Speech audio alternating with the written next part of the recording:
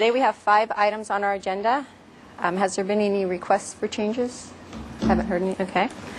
Is there any announcements and appeals? I think they've been all announced. Okay. Is there anybody in the audience who would like to address the staff hearing officer on items not on our agenda today? Seeing no one, we'll go to the first item, which is 30 Santa Ynez Street, if the applicant would like to come up.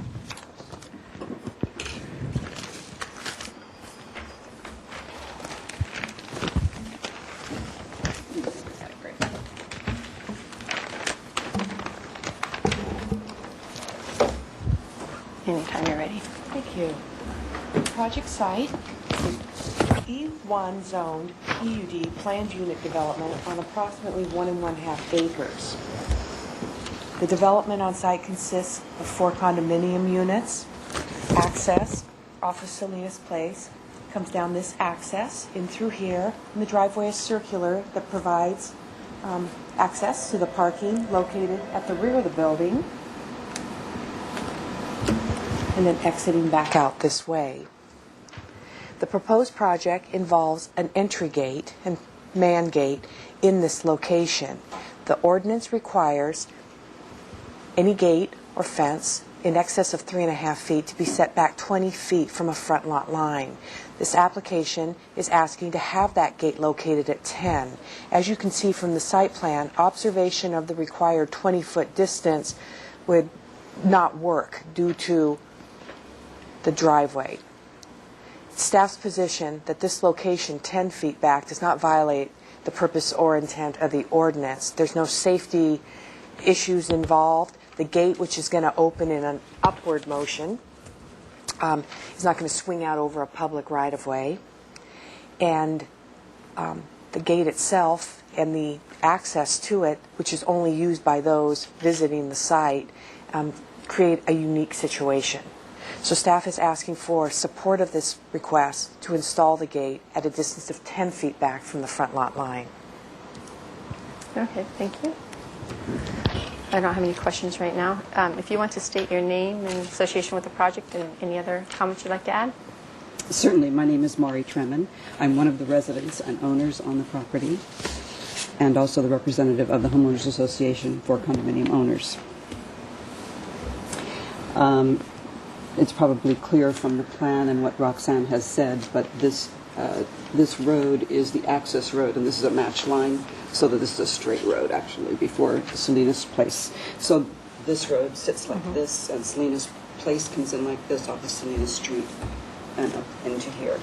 This access road, as Roxanne mentioned, is not used by anyone other than people who are accessing this property and did not exist until these units were built. It is a public road. This Circle Drive is a public road? No, this is not a up public to road. the property line. Correct.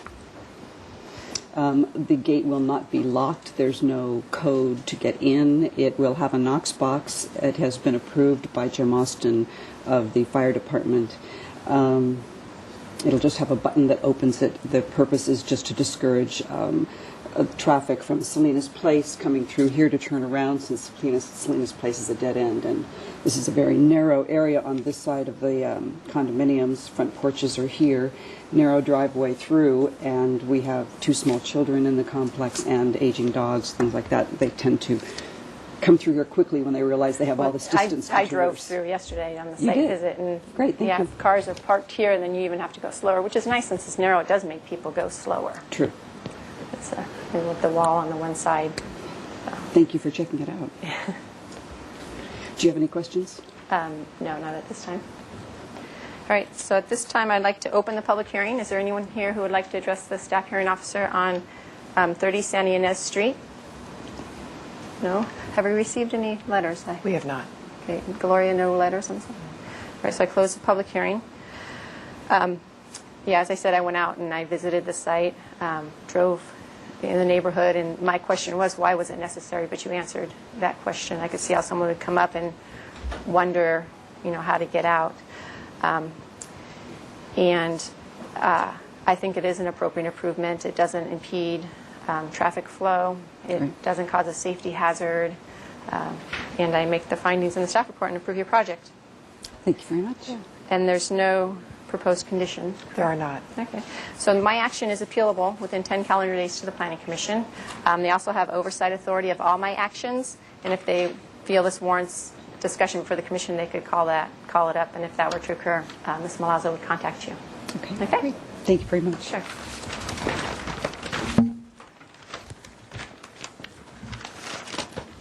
Here's my set. Thank you. Okay, the next item is 1507 Alameda Padre Sierra. If the applicant would like to come up to the table.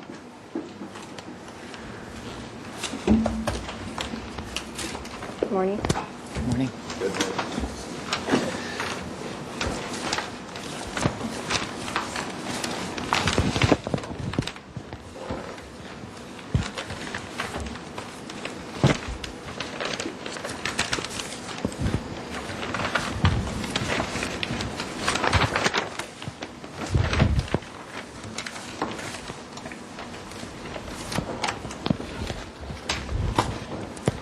We ready? Yes.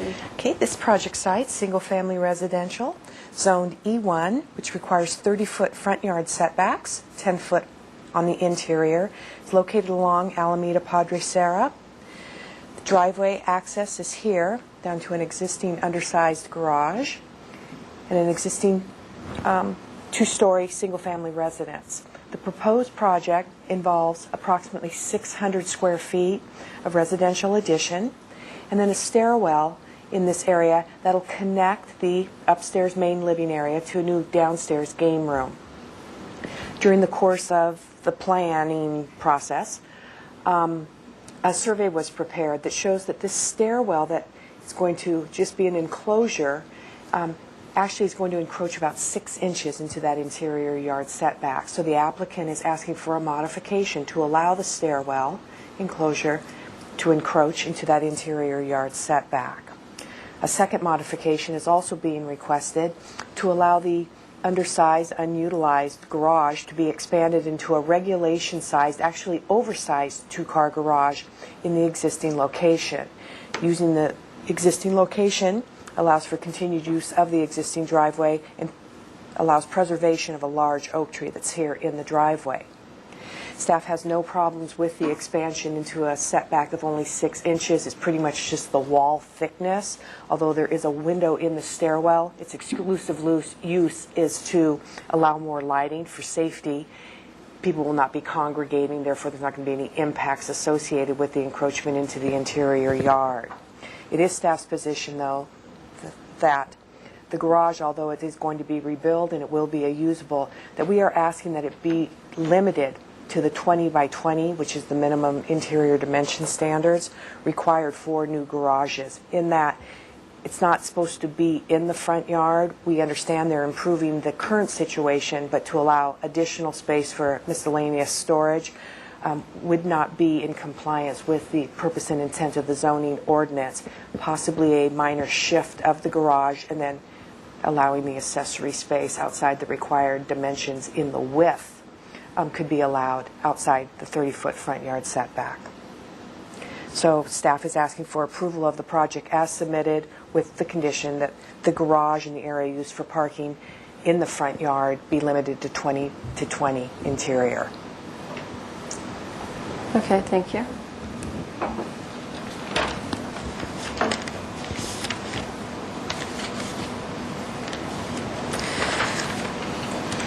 When I went out to the site yesterday, Roxanne, and was exiting, there's a fence along a picket fence here. It's actually really cute with the arch and stuff, but it seemed to impede my visibility or sight distance. What am I trying to say?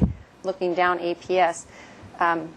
Is it typical for transportation staff to review applications, or is that during the plan check? They will be reviewing it, and that's a good point. It should probably be shown on the site plan so that they do make. Yes, and this way it meets the zoning ordinance requirements. But I don't think it's higher than 3.5 feet. Correct. It's But this way, with the grade difference, it does. But from the public, so it is within 3.5. Well, I guess there's a post here.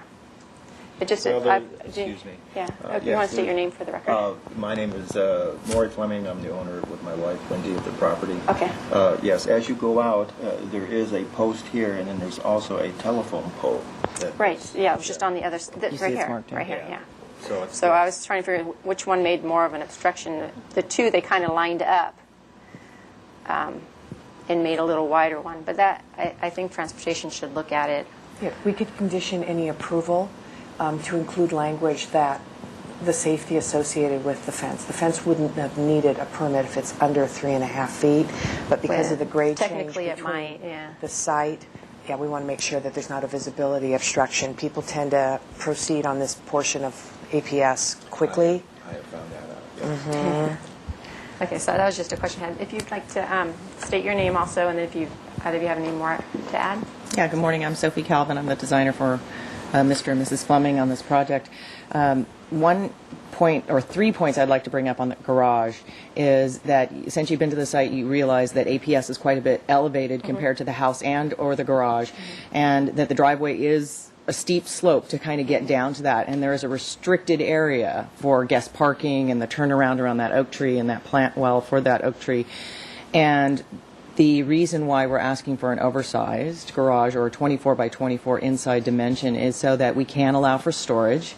So that's my second point, is that very commonly in the city of Santa Barbara, a 2-car garage of 20 by 20, people put storage in there on the back wall or on a side wall. And also Mr. Fleming would like to have a counter for a workshop, which would be better to be an enclosed garage for noise and dust and storage and things like that. So that's why we're requesting the 24 by 24. We would like to keep the garage in the current location, and we are building to the east, enlarging it out this way as well as closer to the residents. Roxanne's suggestion of possibly, shifting the existing footprint a little closer to the residents could be problematic because there is drainage issues there. Because of the slope coming down here, we do have drainage coming around the side of the building. There's also a culvert, kind of a waterway that comes around this way. So, Let's see right here. yeah, and yes. And so we would, natural drainage is through here and down the property, and a little bit through the neighboring property as well.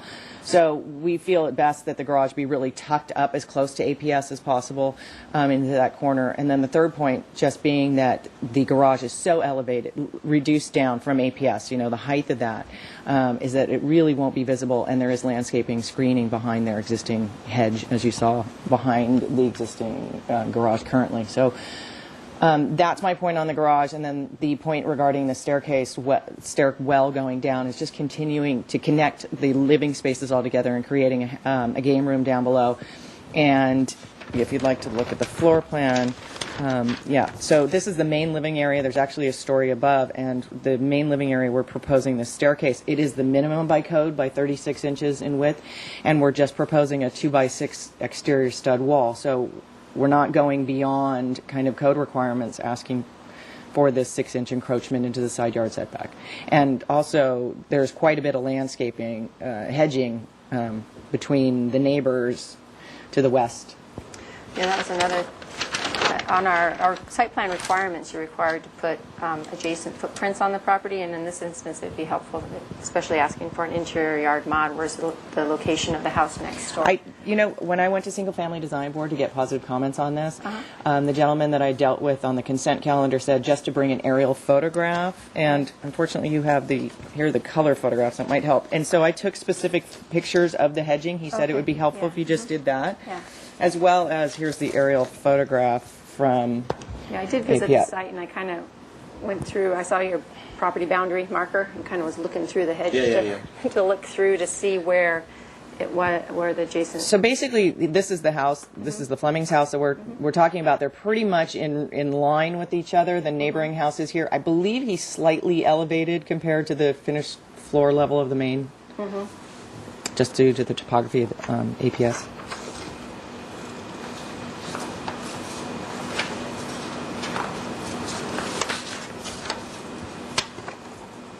So this is the repeat. There might be some repeats. Okay.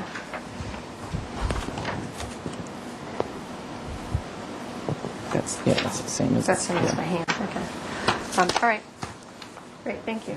I'd like to open the public hearing for 1507 APS. Is there anyone here? Alameda Padre Serra. Is anyone here who'd like to provide comments on this project?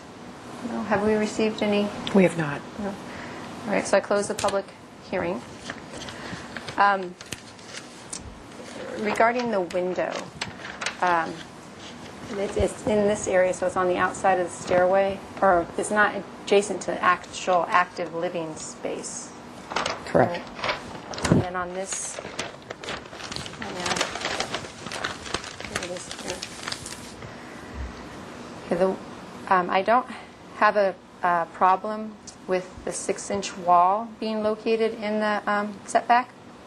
The window I have, since it's a second-story window, I have minor concerns, less so since it is against a stairway and wouldn't be real actively used. But I think I would like to put a condition on the project, excuse me, that the SFDB, the Single Family Design Board, just look at that window and pay attention to it in regards to privacy between the two neighbors. And I realize there's existing screening between there, but to kind of look at the size and the location, Okay. Give it a closer look. Okay. So if they're okay with If the they're, window? yeah, I'd leave the approval of the window up to them. Perfect. Okay. And then in regards to your asking for the modification for the garage, I understand the desire to increase the area and to provide storage for the residents, but you have a large property and there is other conforming options for additional storage on the site. And I wouldn't be inclined to approve a modification that broadens the encroachment, this way. Perhaps going back towards the house, it could be more supportable in this area, but I don't know if that would meet your needs.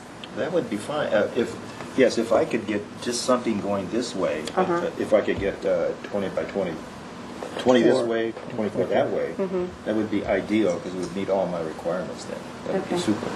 I could support going back away from the front property line. I couldn't support expanding, the width-wise. So. Okay. Well, that's more than fine. Okay. So,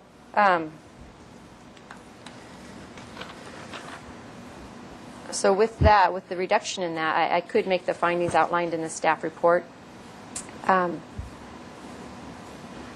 With the garage being, it'd be 20 inches in depth and then 24 inches in width, Gloria. Feet. Oh, sorry, feet. I tried to sneak that one in on you. We are going smaller cars, yes. Right, yeah. And then I would like transportation to review the safety issues exiting your driveway. Yeah, that's fine too. I'll do whatever you need because it is. I've noticed that it's you creep out, but there's always that one car that has made the turn that you don't see. Yeah. So I'm more than fine taking care of that too. Yeah, and have them look at that. And then we currently don't enforce overheight hedge regulations. However, this note needs to be taken off the plan. I don't want it to look like I've approved a 6-foot high hedge along this property line. And that would be a whole other modification. It hasn't been noticed or anything. So I don't want it can't be noticed on the plan.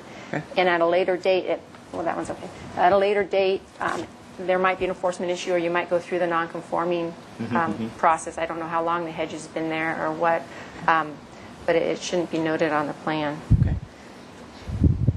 And then with the SFDB to review the location and size of the new second-story window and the interior setback to increase the privacy between the neighbors.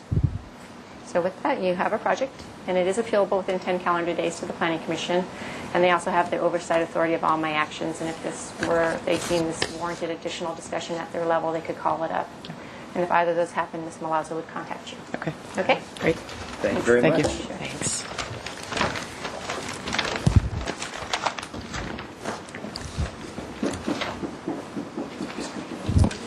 Okay, the next project is 120 Camino Alto. Okay. Steve?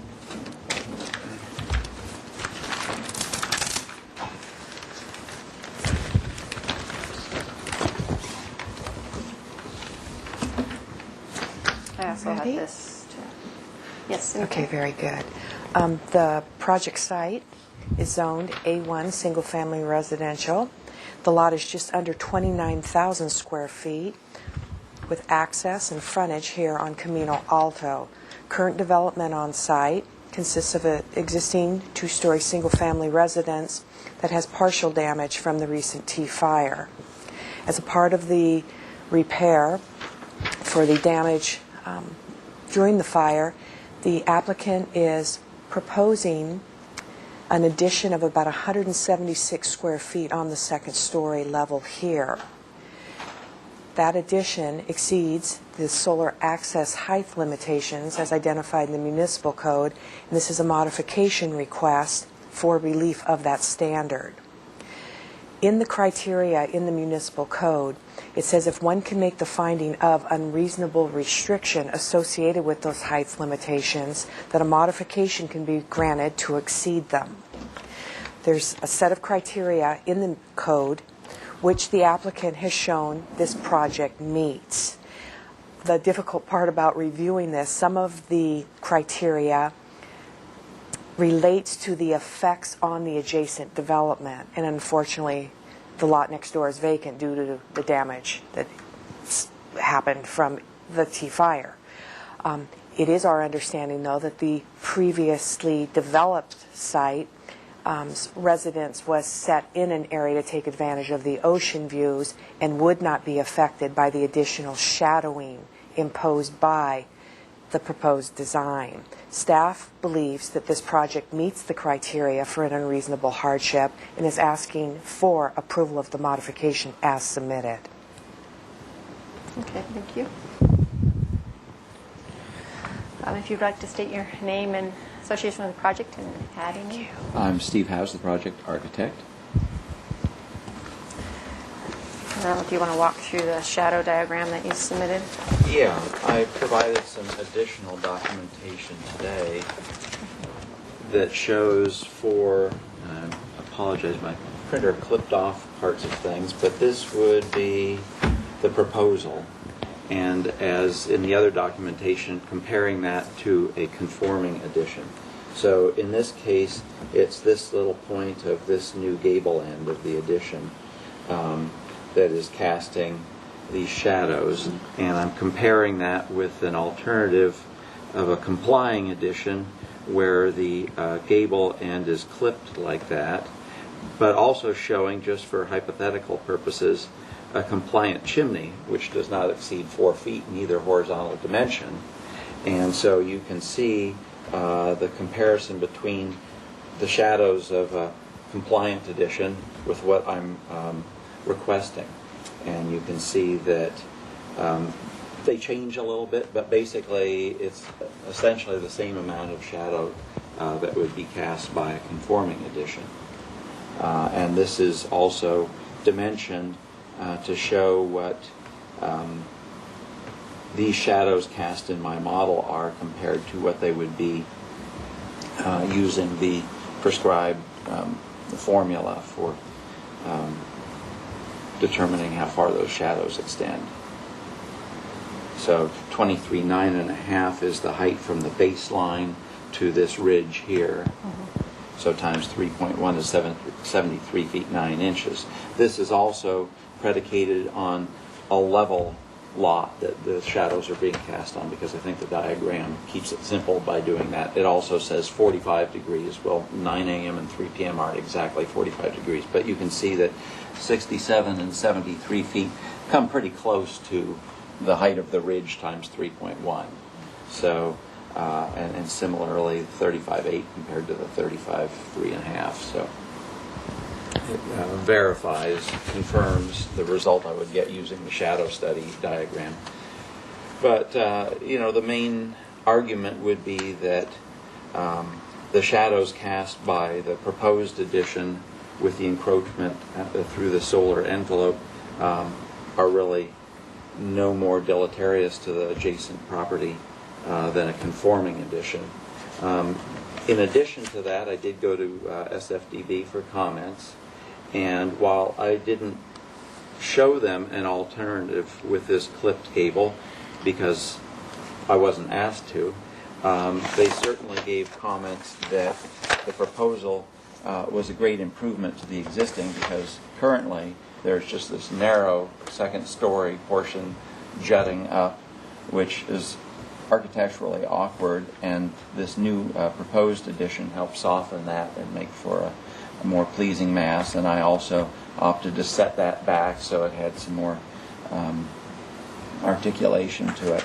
But there are no other hipped roofs on the project or clipped gables, so it would be kind of an oddity to clip that gable there.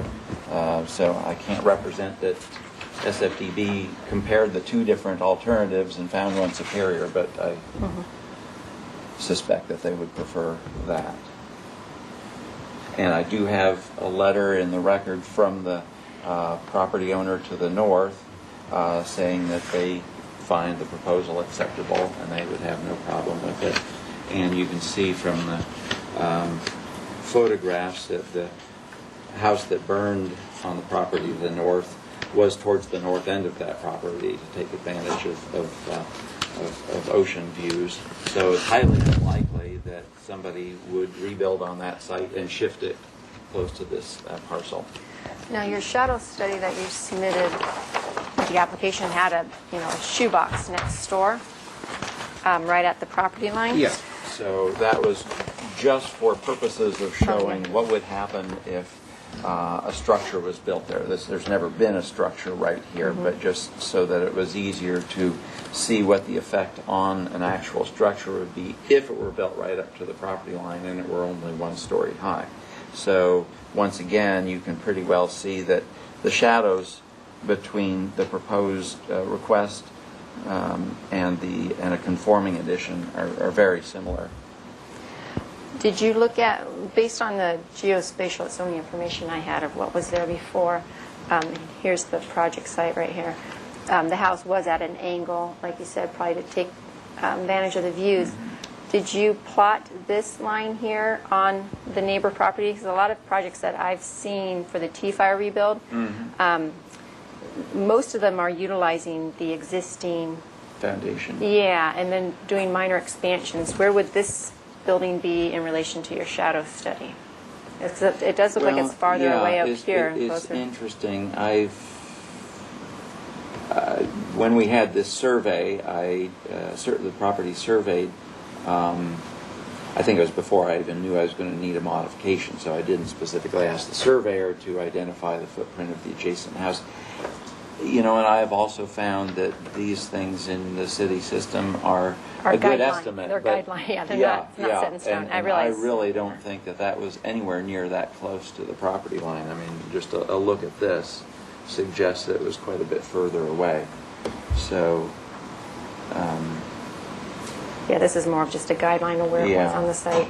Do you have anything to add? Mr. Reardon, actually, just a couple of things about this contour map.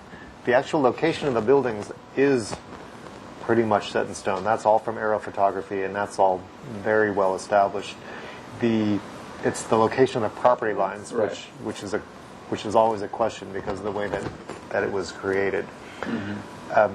So that's just an aside for that. Maybe, Mr. House, you could explain a little bit about how your model works. Like yesterday you were explaining to me how this actually does take into account the contours of the land and how it slopes down this way. Sure. Right? This model was constructed in a program called SketchUp, and it's very easy to use and set up and enter numerical values for all dimensions, so it's not a guesstimate of anything. And having rough contour information from the city map and also from some spot elevations from the survey, I was able to construct a ground plane that represented basically what the terrain was, as well as the accurate location of the house and all its dimensions and elevation. So, and then you enter into it what your precise location is, and set up the north angle for it. So it's highly precise in showing what shadows are cast, and you can adjust that by the minute throughout the day. So it's a great program for, whereas doing it the old way with calculations and this and that is highly time consuming. And it's handy that in your ordinance packet you've got a simple guide to doing it. But of course, once you get something with several ridges and gable ends and stuff like that, it gets pretty complicated to figure out what casts a shadow where.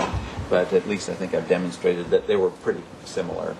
Okay, so although this looks like it's a flat plane, it really takes the topography This is into not a flat plane in here. Okay. You can see actually where there's a little break in it here, just Oh, because the okay, model yes. picks up All the right. light a little bit differently. So it's coming down, it levels out some, and then Right. heads down Which is- more steeply. It shows on there. Okay, well, great, thank you. And Jordan, one other thing, the two criteria, there are 4 criteria that are required in order to approve this modification. One of them is that the addition be built completely within the building footprint, which it is. The second is that the horizontal dimension of the portion that encroaches can be no more than 25 feet, which it is. The third and fourth are the reason that shadow plans are normally done for these modifications, and that is, the third one is the shadow that's cast cannot cast a greater shadow on an existing solar collector, and the fourth is that the shadow cannot shade any existing south-facing windows any more than the conforming addition would.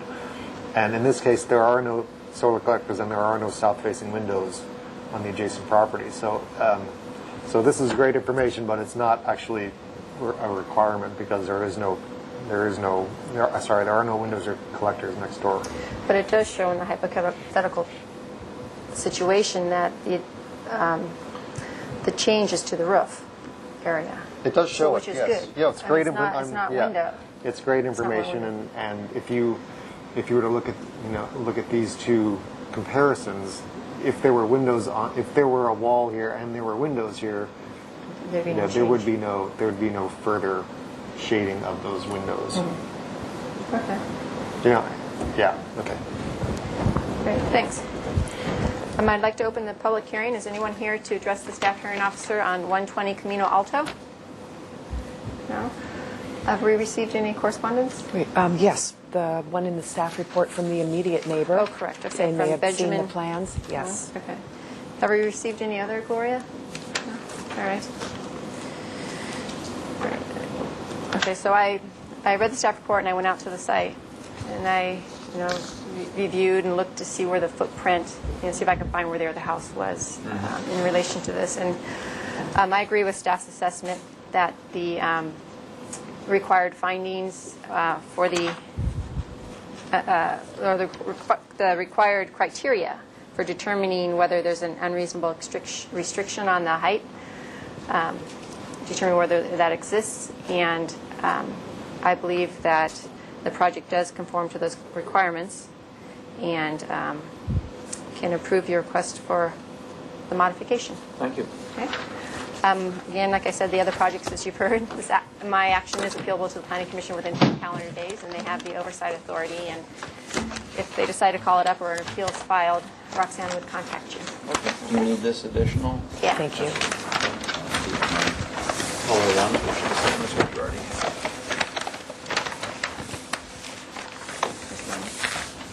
Thanks.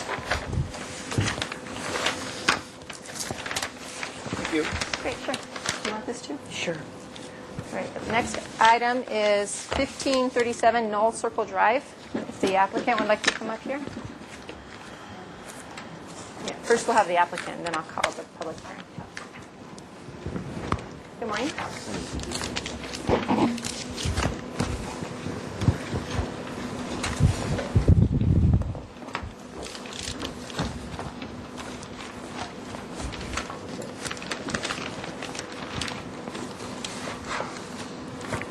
Whenever you're ready. Thank you. The project site, just under 10,000 square feet, is Zone E1, single-family residential. It's located here with the street frontage on Knoll Circle. Current development on site consists of a single-family residence and a two-car garage. The proposed property, or the property is currently under a proposed remodel, pretty extensive remodel that actually adds to the residence and probably results in almost a complete demolition and replacement of the existing structure. But it will have a new architectural style. It's the applicant's desire to have the garage roof altered as well to match the architectural style going on the house, which is currently a hip and it's going to a gable. This portion highlighted on the plan is the portion of the garage that's currently located in the 10-foot interior yard setback. So in order to make an alteration in roof pitch to a non-conforming building, a modification is required. It's staff's position that this alteration secures an appropriate improvement on the property. It's aesthetic in nature and is an improvement that definitely can be supported in that it'll allow the existing garage to match the architecture of the new residence. Staff would like to approve this project as submitted, or is asking for approval of the project as submitted, but with the condition that the garage not be completely demolished. Okay? We may have looked into other locations or getting it out of the setback if it's going to be completely removed. But if we are truly going to leave the two walls up as shown on these plans and just the alterations are happening to the roof structure, staff is asking for support of that project as submitted. What about the sink and the half bath in the Yeah, garage? I took another look at that. I'm reviewing so many projects right now, I was maybe a little confused. But we wanted to point out, these installations do not encroach into the 20 by 20 area. So therefore, encroachments into the area outside the 20-foot width can be permitted. The powder room configuration here meets our criteria for a toilet and a sink with like a pocket door configuration. We typically would not allow a second installation of plumbing fixtures in an area that's not to be used for any purpose other than really parking of the vehicles. So we would ask that, a revision be made to the floor plan to remove the proposed second sink, and this could be legalized as submitted with the installation of a pocket door. Okay, so if that would be a recommended condition. Yes, it would be. Okay, then the other question I want to clarify with you that you had mentioned, and I did go out to the site and I saw they were digging up the whole front yard and everything, so I realized there's something going on, but you had mentioned regarding the existing house and the roof change, and there is a portion of the existing house in the setback, but it's going to be rebuilt exactly as is. The roof pitch will not change. I'll let the architect respond to that, but it will not alter the roof pitch on the portion of the house located within the setback. Would be actually, I'm Bill Dang. I'm the architect for client Ted and Jean Mitchell. Because we're going to a gable roof, so our starting string line is back here. So actually we have to lower that just to keep going down. So this portion of the roof has to be lower because it's gable this way. So it's less. Okay. It's even less than what it is now. Which is fine. Yes. So the only application before me today is Yes. the change in the garage. The garage. Yes. So I'm not looking at anything associated with the house. No. I would like to make 2 points. You said we needed to leave those 2 walls up, which I agree, but there is substantial termite damage, so some of the boards will be replaced to take care of the termite damage. Or should be. But the walls are going to stay up. Well, that was the question I had. We've seen there was just 2 walls with no roof or anything. Is it really going to be a demo or a rebuild? Because how are these walls going to stay up once all the support's gone? We probably would look at that during construction, see which pieces of these studs that has to be replaced, and we won't be taking the whole wall down. The reason we have to replace it because these are gable ends, and structurally you cannot put a hinge on top of the gable end and leaving that 8-foot added triangular piece. So you have to basically build it all the way up to be able to have the gable structure. Well, I think what Roxanne's is saying is just alerting you that if it was to be a demo, that she's going to relook at it and see if it still conforms with my approval or not. And you may or may not be back before me with the garage. No problem. But I think that's what she's just alerting you to, that any field changes she's going to want to look at. Okay. Thank you. So- The second point I wanted to make is that the neighbor on that side is in full support of the project. I just verified that this morning. On this side? Yeah. Yes. Okay. And then, is that all? Did you want to add any more to your presentation, or? No, basically our client's doing the right thing by improving the house because the house has been 60 years old and more, and it's got termite damage on the roofs.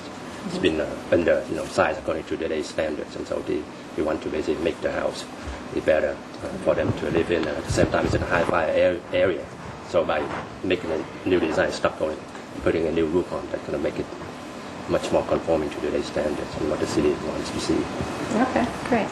Mr. Sheridan, if I could interject something. Sure. It's sort of sounding like your approval might be dependent on those two walls staying, or some portion of those two walls staying, and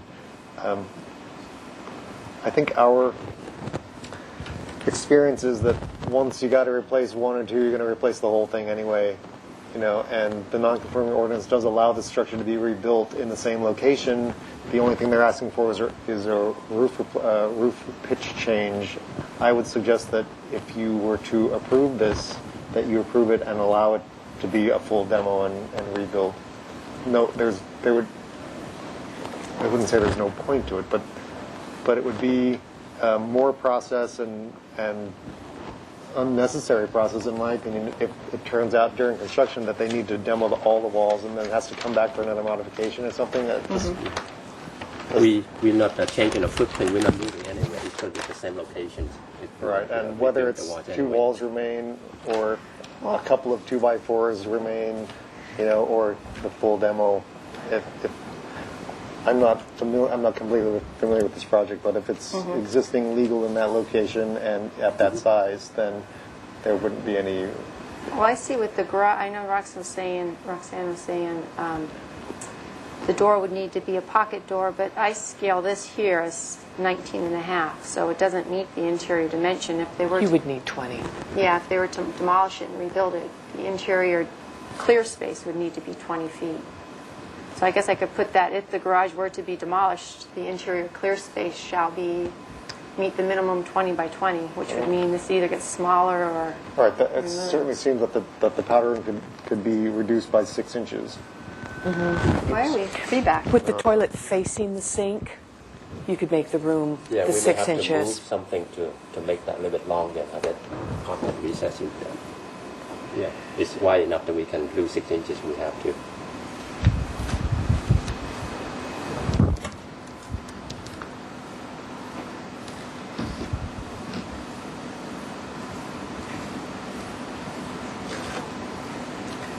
Okay. Is there anything else? All right, I'd like to open the public hearing for 1537 Knoll Circle Drive. I do have a request to speak from Kathy Wilkinson, and it says that here opposed, public comments limited to about 2 minutes. Here's another, we're getting you another chair right here. Oh, you guys want to shift down one then maybe, so she can, Here. she had some pictures she wanted to put on. Or should I give her a microphone? I have one. Do you want to clip this on you, or did you want to sit down? Other one. I'll stand. Because here's the mic. You got this, Thank you. Great, thank you. And here's a pointer. And you can put it, if you center it on here, they'll zoom in. Yeah.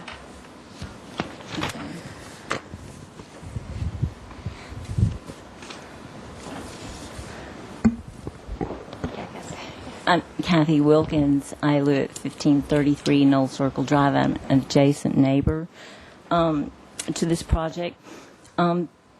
This structure, both of these structures are non-conforming in both interior setbacks. We're in E1 zoning. The project will construct and build upon the non-conforming areas. The roof, which is changing from a complete rebuild from a hip to gable, is going to be higher. We haven't found out how high yet. There's no definitive answer on that yet. But the exterior is a complete redesign. It's going from a cottage to Mediterranean, and there are other modifications that were addressed in separate reviews. This project has been broken down into 3 components, and I missed the first staff hearing. I was taking care of my mom at the time, and missed the first staff hearing. This one addresses, of course, the garage area,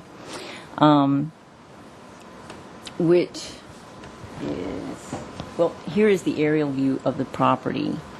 It's non-conforming on both sides, and I think we're addressing this part today. This design, and I oppose this design because it will build upon and further intensify the existing non-conforming structures and further extend the life of a nonconforming use. It will not improve upon and will continue to impact privacy of adjacent neighbors, and it offers no reciprocal interior setbacks of open space that makes our neighborhood unique in the E1 zoning area. And by approval of these designs and modifications, the city is encouraging the continued use of the nonconforming area, and it's inconsistent with the neighborhood, and it shows the aerial photographs here, where this area appears to be very squeezed. We have a lot of space in between the other properties, and it seems to be just a continual line here. This is my property, and this is Sue's property, who I have a few questions that she had asked me to represent her because they had a meeting, I guess, with the arborist this morning, and I'll schedule the meeting for 8:30. And this, because this was severed, I think, into 3 projects, it sort of defeats the planning principles that allow a cumulative view of the whole property and its impact on the adjacent neighbors and the neighborhood. So that's my comment. Okay. Thank you. And also, this neighbor who could not be here today had asked me to ask some questions for her. Okay. And one was her concerns that the pitch on the roof, because it is building onto the existing non-conforming area, how high will that be? Will it cast a shadow? Because this is her pool area right here, and she enjoys the afternoon sun. With this new rebuild, will there be any height restrictions on her hedges there in that area?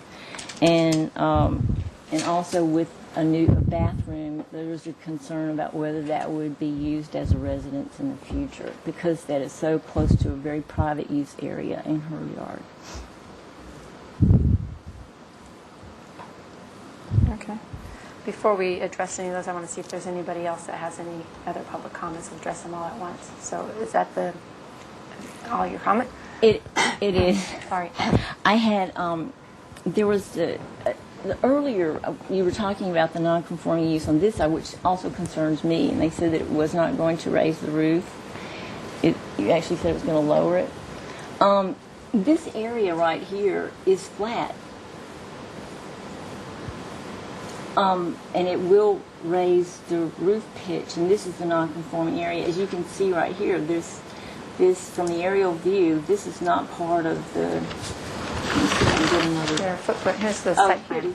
it is. Here's a better view of it right here. Yeah, I don't understand the roof on this.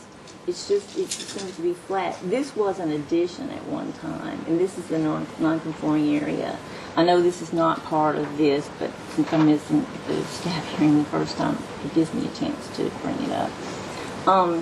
But this is a very sensitive area. It abuts in our bedrooms and bathroom areas. It's always been a sensitive area. And even after this rebuild, which is a complete redo with the roof and the exterior, it's going to continue to be a very sensitive area.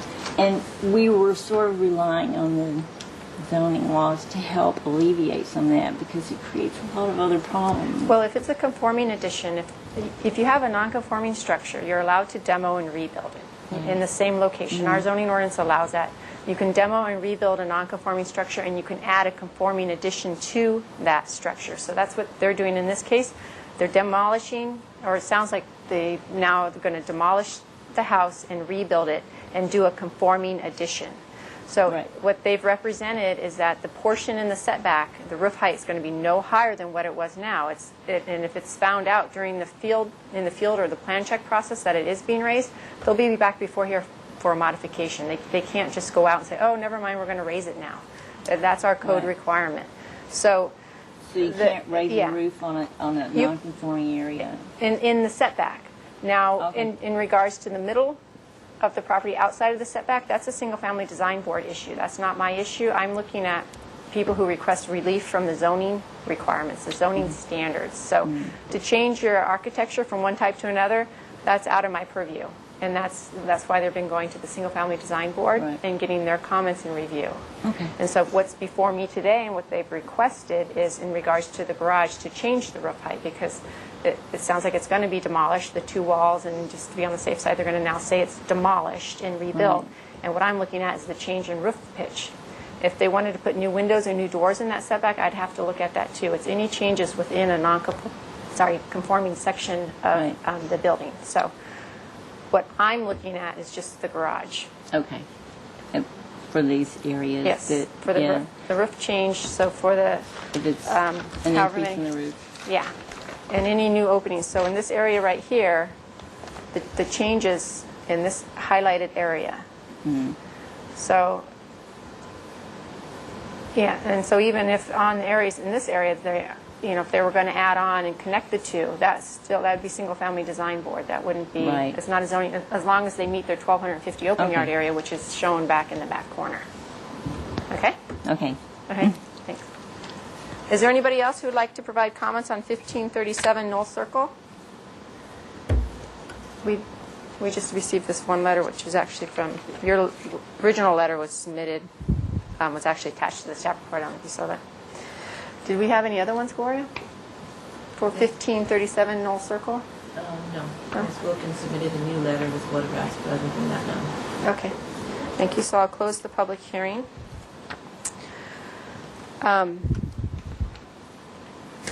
So if the applicant can come back over here. Okay. The other, okay, so in regards to non-conforming structures, they're allowed to do that. Now, with the shadow from the new roof structure, north this Yes. way, so it We- complies with the 34 feet solar. back. Okay. We comply with. The other one, we've addressed the bathroom in the garage, that they're going to remove the sink in the free space, and that if the garage were to be actually demolished, you need to meet the 20 by 20 interior clear space. In regards to hedges along the property line, like I said in the previous project about hedges, the City Council made a conscious decision not to enforce hedge height. Doesn't mean it's not going to be enforced in the future. The idea was it's suspended for 2 years, and we'd look at amending the ordinance and see how citywide we're going to deal with hedges. But however, if it is a visibility issue, poses a safety issue, like exiting the driveway, then in that case, no. We look at that. We want to preserve the safety of people. So during the plan check process, the hedge in this area, I don't remember how tall it was up here. It's pretty tall. Yeah, that may be required to be reduced to 3.5 feet. Yeah, that's not our hedge. Oh, it's not It's the yours? neighbors. Oh. The neighbors. Well, it's shared. It's a joint effort between neighbors. Okay, well, I've closed the public hearing now. But here it is right here in this picture. Yes. So that may be looked at as part of the plan check process.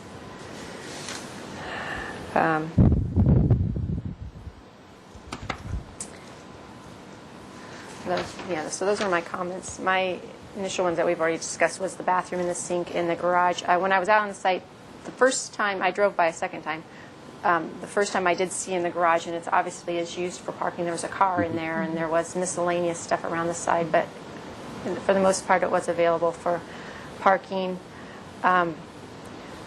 So I believe I can make the findings in the staff report and approve the project. I think the change in the roof pitch is an appropriate improvement for the garage. It's to match the architecture of the house. It's not intensifying the use of the garage. It's still going to be a garage. But I do want to put the two conditions. One, that sink be removed, the separate sink, and that if the garage were to be demolished, that the interior clear space needs to be 20 by 20. So do we have an option if the not totally demolished that the If powder it room truly stays the way it is, yeah, if it truly is to those two walls, just our experience have been when this is shown, that actually ends up being a demolition. I mean, that's just trying to say it's not a demo, but you look at it, it's like there's two walls in the roof, it's a demo. So, And there's termite. yeah, You guys okay with making the powder room a little smaller? yeah, We so. want it to be right. Yeah, so with those two conditions, I approve your project. And my action is appealable to the Planning Commission within 10 calendar days. And again, they have oversight of all my actions, and if this was to warrant more community-wide discussion, they would pull it up, and Ms. Malazzo would contact you if either of those circumstances happen. Okay? Thank you. Thank you. Sure. Thank you. Thanks. Bye. Oh, you need Thank you. I'll take those, yeah. Great, thanks a lot.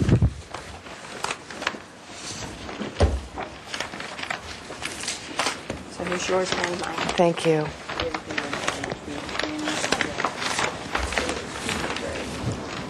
Okay, our next item is 617 Bradbury Avenue.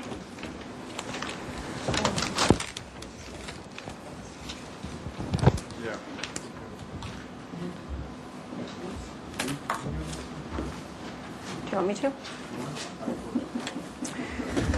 Okay, well, I actually have a question for staff. I had asked for the tentative map and the landscape plan because it wasn't in my packet, and I've reviewed the landscape plan. I really haven't had time to review the tentative map, and I asked if you'd be able to review it. I am open to taking a half an hour recess to be able to review the tentative map, and then we can adjourn, or we can reconvene at 10:30. I see the applicant standing outside at the moment.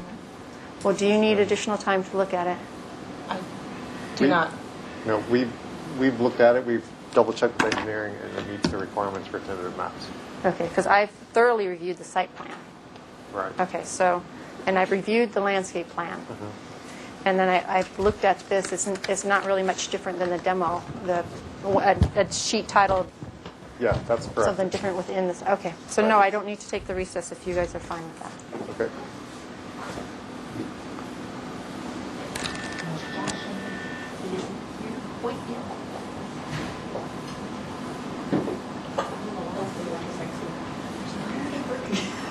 Well, we could start. Why don't we take Well, a when- short break then, anyway?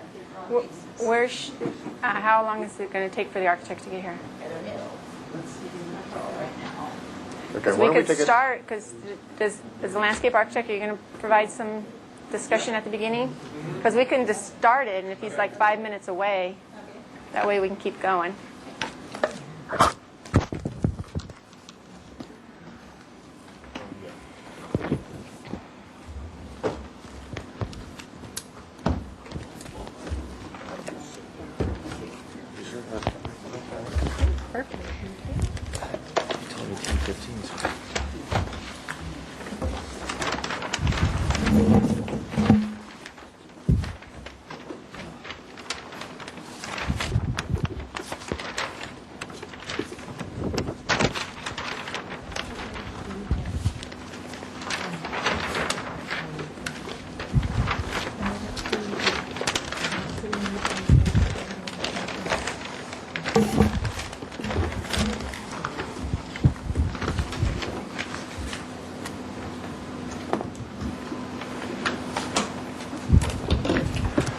Good morning, Mr. Reardon. We are back again with the continued item 617 Bradbury. You heard this on June 17th, and since then it's been back once to the Architectural Board of Review. I prepared a new staff report which addressed, I believe, most or all of the concerns that you had expressed at the last meeting, and we did get some input on your concerns at the ABR. One of the reasons that it had to be continued is because there was, we missed a modification that needed to be noticed, and that was for a request to allow the 15 by 15 common open space that's required for this type of project to be in the front yard. And that has since been reviewed, or that concept has been reviewed by the ABR. And well, they thought it was appropriate. Another issue that came up was the garage within a garage and the total number of parking spaces that are proposed. Right now, there are 6 spaces proposed, 2 for each of the units, each with a garage door in front, and then 2 for the commercial space. And that that actually exceeds the requirement. The requirement in downtown is 1 space per unit and 2 spaces for the commercial. And last time, I recall that you had, you had an issue with that for a couple of different reasons. The first, that it didn't allow the shared parking, and the second, that that was the main thing, actually, as I recall. We asked the ABR specifically about the garage within a garage, and because there was an alternative that at least we as staff thought might work, having a gate out front and then not having these. The ABR didn't have a problem with the garage within the garage. They, although they didn't say this in this review, in previous reviews, they have said that they were not in favor of a gate in the front. Another issue that came up was potential circulation policies. Right now we are going through the general plan update, the Plan Santa Barbara process, and in that process we are contemplating having maximum parking requirements. Right now we have minimum parking requirements, not maximums. But one of the things we're looking at is in the downtown area or these mobility-oriented transit areas, the MODAs, actually having a maximum. But at this time, we did an extensive review of the circulation element, and we couldn't find any policies that currently say that there should be maximums or there are maximums or anything like that. They've all been more reduced parking requirements as an incentive to allow development, or especially near major transportation corridors and such.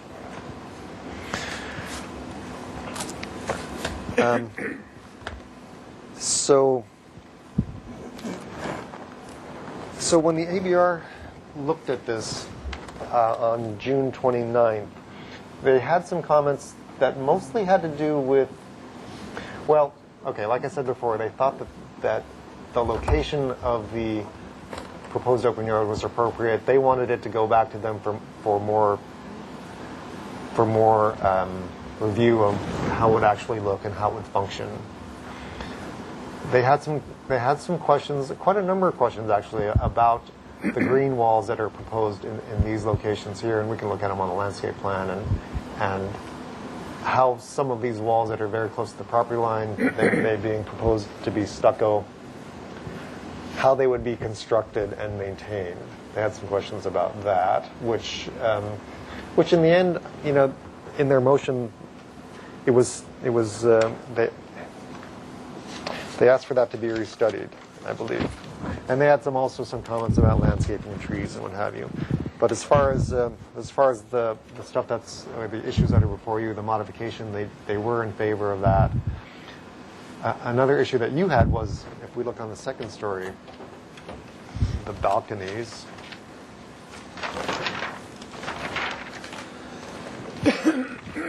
And they had a similar concern on the side balconies, and what they had proposed when they went back to the ABR was to have a higher outside wall. It was about 5 feet tall on either side, and the ABR was not in favor of that. They asked for a different solution, and it looks like on these plans they've actually put a second wall further in and filled in the space with a planter so that people have less ability to stand right at the edge.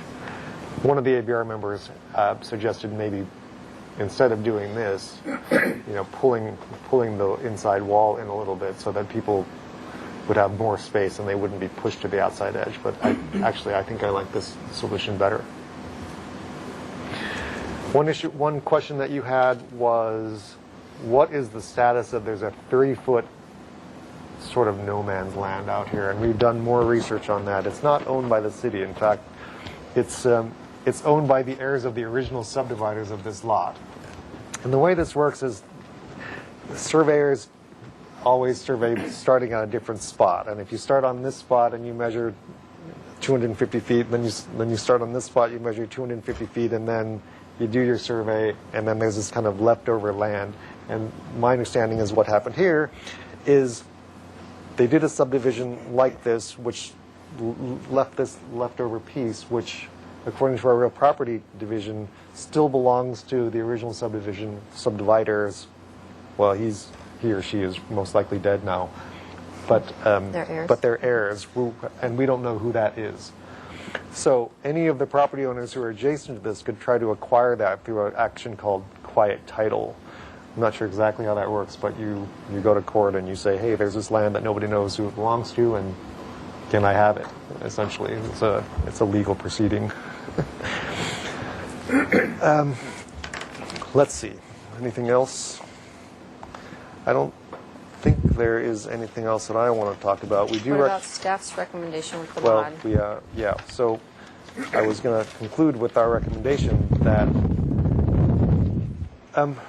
well, and let me just say for the record that the reason that we're here for this modification for the open yard is because staff made a mistake. The requirement for the 15 by 15 open yard is a relatively new requirement that was adopted by council last year, 2008. And even though I'm one of the people who wrote that, I had since forgot about some of the requirements of it. So when we looked at it, we thought, oh, it seems like it will be fine here in the front yard. And it wasn't until a day before the meeting that, in fact, you, who were the other person who wrote the ordinance, pointed it out to us and said, oh, you forgot this. And, well, I feel stupid about it. And I apologize to the applicants. I want to do that on television and in public because that is our mistake. And but we do think that, let's look at the landscape plan now because this has been changed a little bit since even ABR. When it went to the ABR... These have been changed since a lot of the comments from ABR. Right, exactly. So, yeah. So in the previous iteration, this was not quite as big. There was a bike parking space that was located about in this location, which has since been moved off to the side, so it makes it longer. When ABR looked at it, there had been a little fence here and a little break in the elevation, and it was quite complicated. And the ABR commented on that, and they said that they thought the location was okay. I mean, they thought it was appropriate, but they didn't like the way that it was shaping up, and they wanted to make some changes to it to make it more usable. And so now it looks like they've made this more flat. And one of the ABR members thought that it might be appropriate to remove the palm tree because it's apparently it's not in very good shape, health-wise. And honestly, if it wasn't there, that would make this space way more usable. Now, I didn't hear consensus at the ABR about that, but it was one member's opinion that would be appropriate. And so my understanding now is that yes, it is greater than 15 by 15 because you come all the way back to this planner now. I don't have the exact dimension. It does include this walkway. It's on our site plan. 15.7 by 22.6. 15.7 by 22.6. So staff is recommending that the main walkway to the building be included in the area? Yes, we are. That we're saying that even though this is the main walkway, it's not like it's a fairly small development. It's not like there's going to be a whole lot of people coming and going. And my understanding is that there is no break in the elevation. This is all one level. Correct. So you don't, part of the idea was that kids could ride their trikes around, and even though there's a difference in the material, there's no elevation difference. So that's still possible, and it is relatively. I don't think it's going to be that high use of a place because mostly it's going to be the residents, unless they're walking. They're going to drive in the driveway, as will whoever's driving to the location to go to the commercial. It's going to be pedestrians who come into the commercial or visitors who come to visit, and so we think it's usable and adequate for this area and for this particular development. So what you notice, you say, modification to allow the required common open area to be located in the front yard and or smaller than the required dimensions. The reason that I did that was for noticing purposes. When the notice went out, we weren't sure whether the applicants were going to continue to ask for this modification. When we had met, I had met with the applicants shortly after our last meeting, and one idea was perhaps to put it on the second story, and that would have that would have required smaller dimensions or even a, yeah, it would have, Well, this makes it sound like maybe it's and or, so allow in the front yard and smaller than the required dimension. Right, and or, because like Or I said, can I be just didn't know smaller, exactly okay. what was going to happen. So really what they're asking for is just to allow it in the front yard. It meets all the dimensions. The reason I did that is because just in case one of the reasons that we had to continue this meeting is because it wasn't notified for the modification, and I didn't want to have to do another continuance just in case something didn't work out the way we wanted. Okay. This way it gives us and you the flexibility to it would have given you, I mean it does, but had they proposed something on the second floor that didn't meet the 15-foot dimension, you would have had the flexibility to grant that modification as well. But they are only asking for the front yard, the 15 by 15 in the front yard. It does meet the dimensions. Okay. So we recommend approval of the modification. We recommend approval of the tentative subdivision map and the condo development, subject to the conditions that were in the staff report dated June 11th. Well, that's part of the project That's part of the description. project. Yeah. Okay, thank you. Okay. Yes, I have the same boat. If you guys want to state your name and association with the project and additional comments. We don't have to go over the whole project again, just the areas that we had unresolved from last. Sure. Clay Arell, architect for the project. This is Faye Perry, property owner. Josh Bloomer, designer, architect from my office as well. Jack Kiesel, landscape architect. And David Lack is here in the audience. He's also co-owner of the property with Faye. You want me to go ahead and give a brief presentation of what? How you responded from last time? Okay, great. Since we met with you here, we've gone back to the ABR for the issue of the modification, but we also started to bring in landscaping and whatnot. And so we've addressed comments from the ABR as well in this package. Specifically, though, from the last time we were here,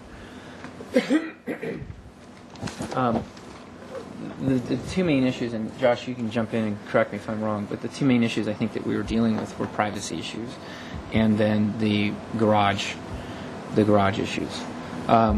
First, I'll briefly talk about the privacy issues because I think that they're really easy to kind of discuss. We've sort of designed in this project a real benefit of having more private outdoor living space than we really need. And we've done that for several reasons. One, to reduce the massing of the building, and two, to give nice little pockets of relief, of balconies, if you will. The ABR had been concerned primarily with these two balconies and their proximity to the two properties.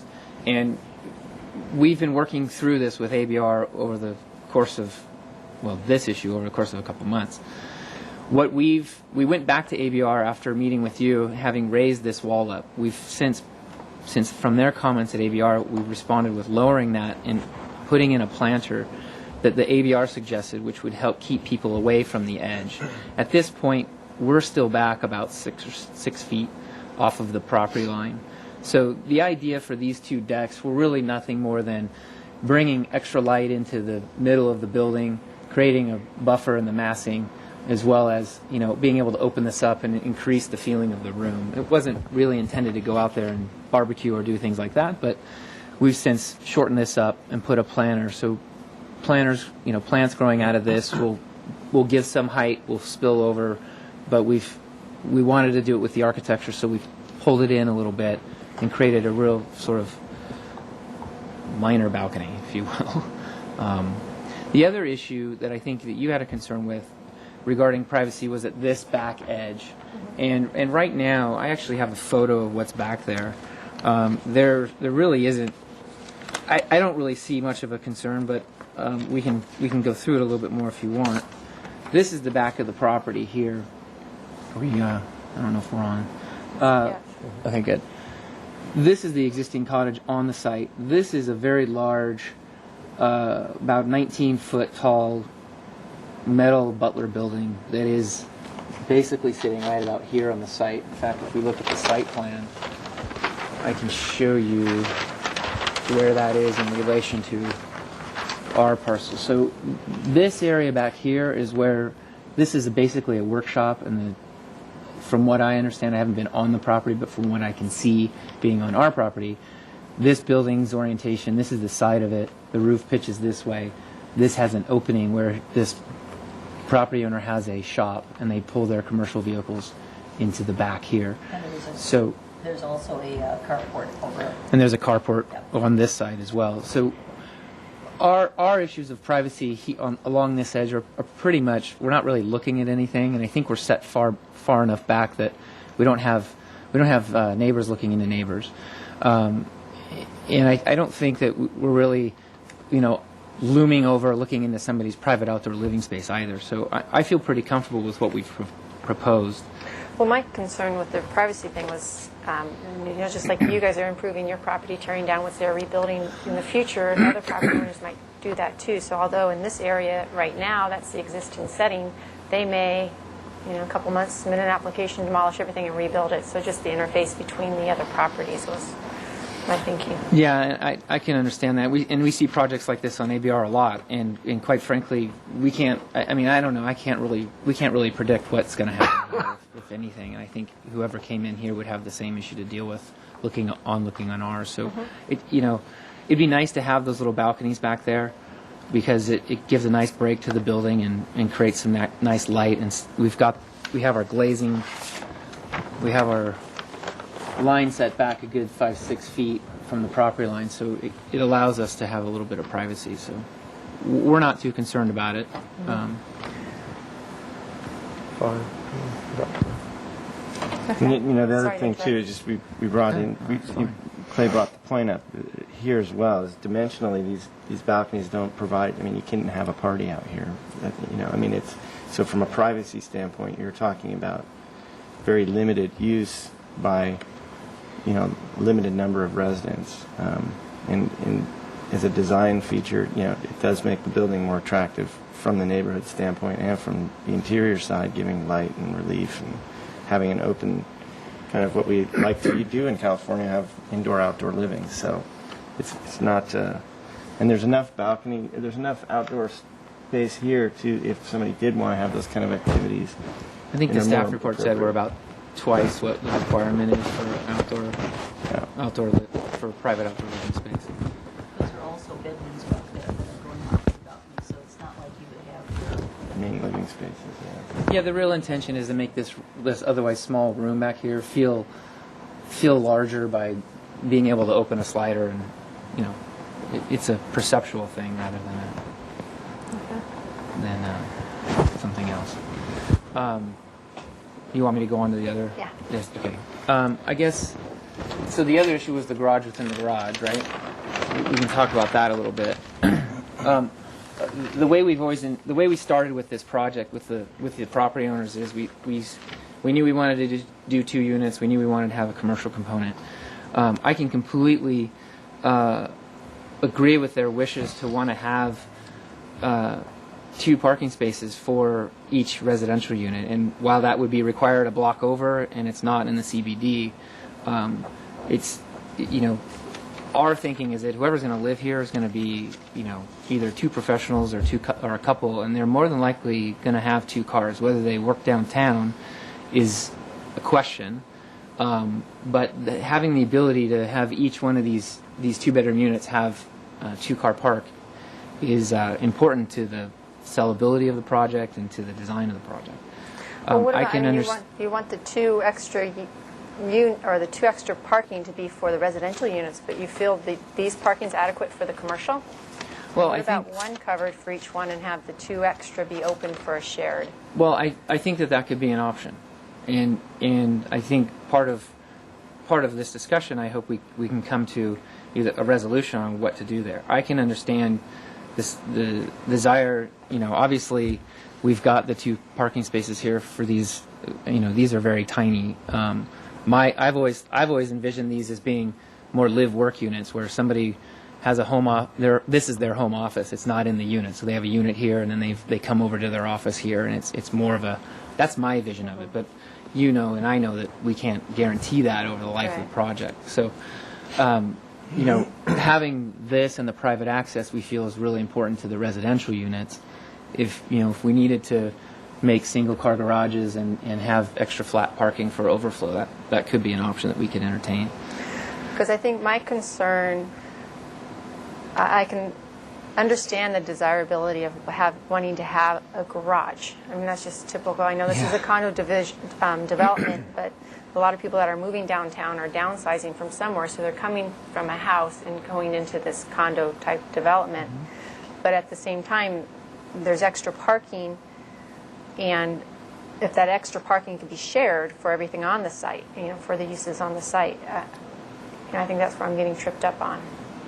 Well, again, I think I got to consult the owners here, Yeah. but if they're comfortable with going that way, and it'll move us through the process, which is the ultimate goal here, then we could condition the approval to say single car garage here and flat parking on either side, and that I think that if that's amenable to the owners, I think.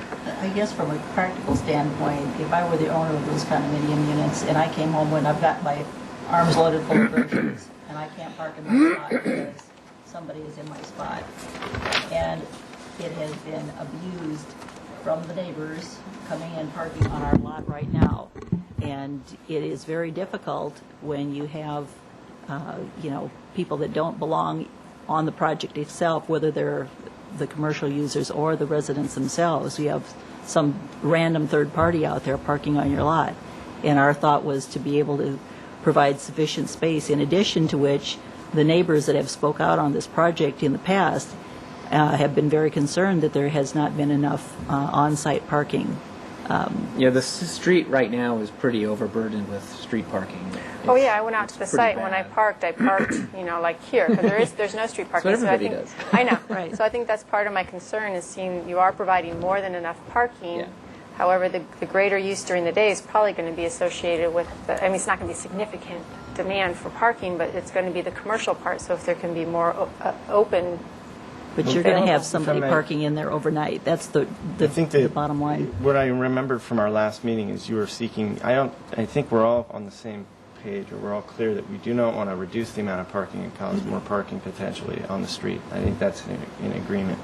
What I remember from last discussion is that you wanted to see more flexibility in how it gets used. So I keep hearing the term extra parking used, and I know that from what I understand in designing this site, we have to design from what's regulated, and there is no extra parking. So really the issue, I think, is revolving around flexibility of the parking provided. Am I correct? Flexibility of use. And I think that, well, Was that flexibility of use really a point, though, in considering reducing the number of parking spaces for larger condominium developments? Not necessarily what was needed for those commercial units, because those commercial units are what, less than 500 square feet? Yeah, total of like 980 or something. Right. well, that was going to be my other point, is that if we're not mandated for extra parking, obviously, then we're also not mandated for flexibility. We've provided what's required by the code, and we've kind of met the intention of circulation elements. So Yeah. I don't.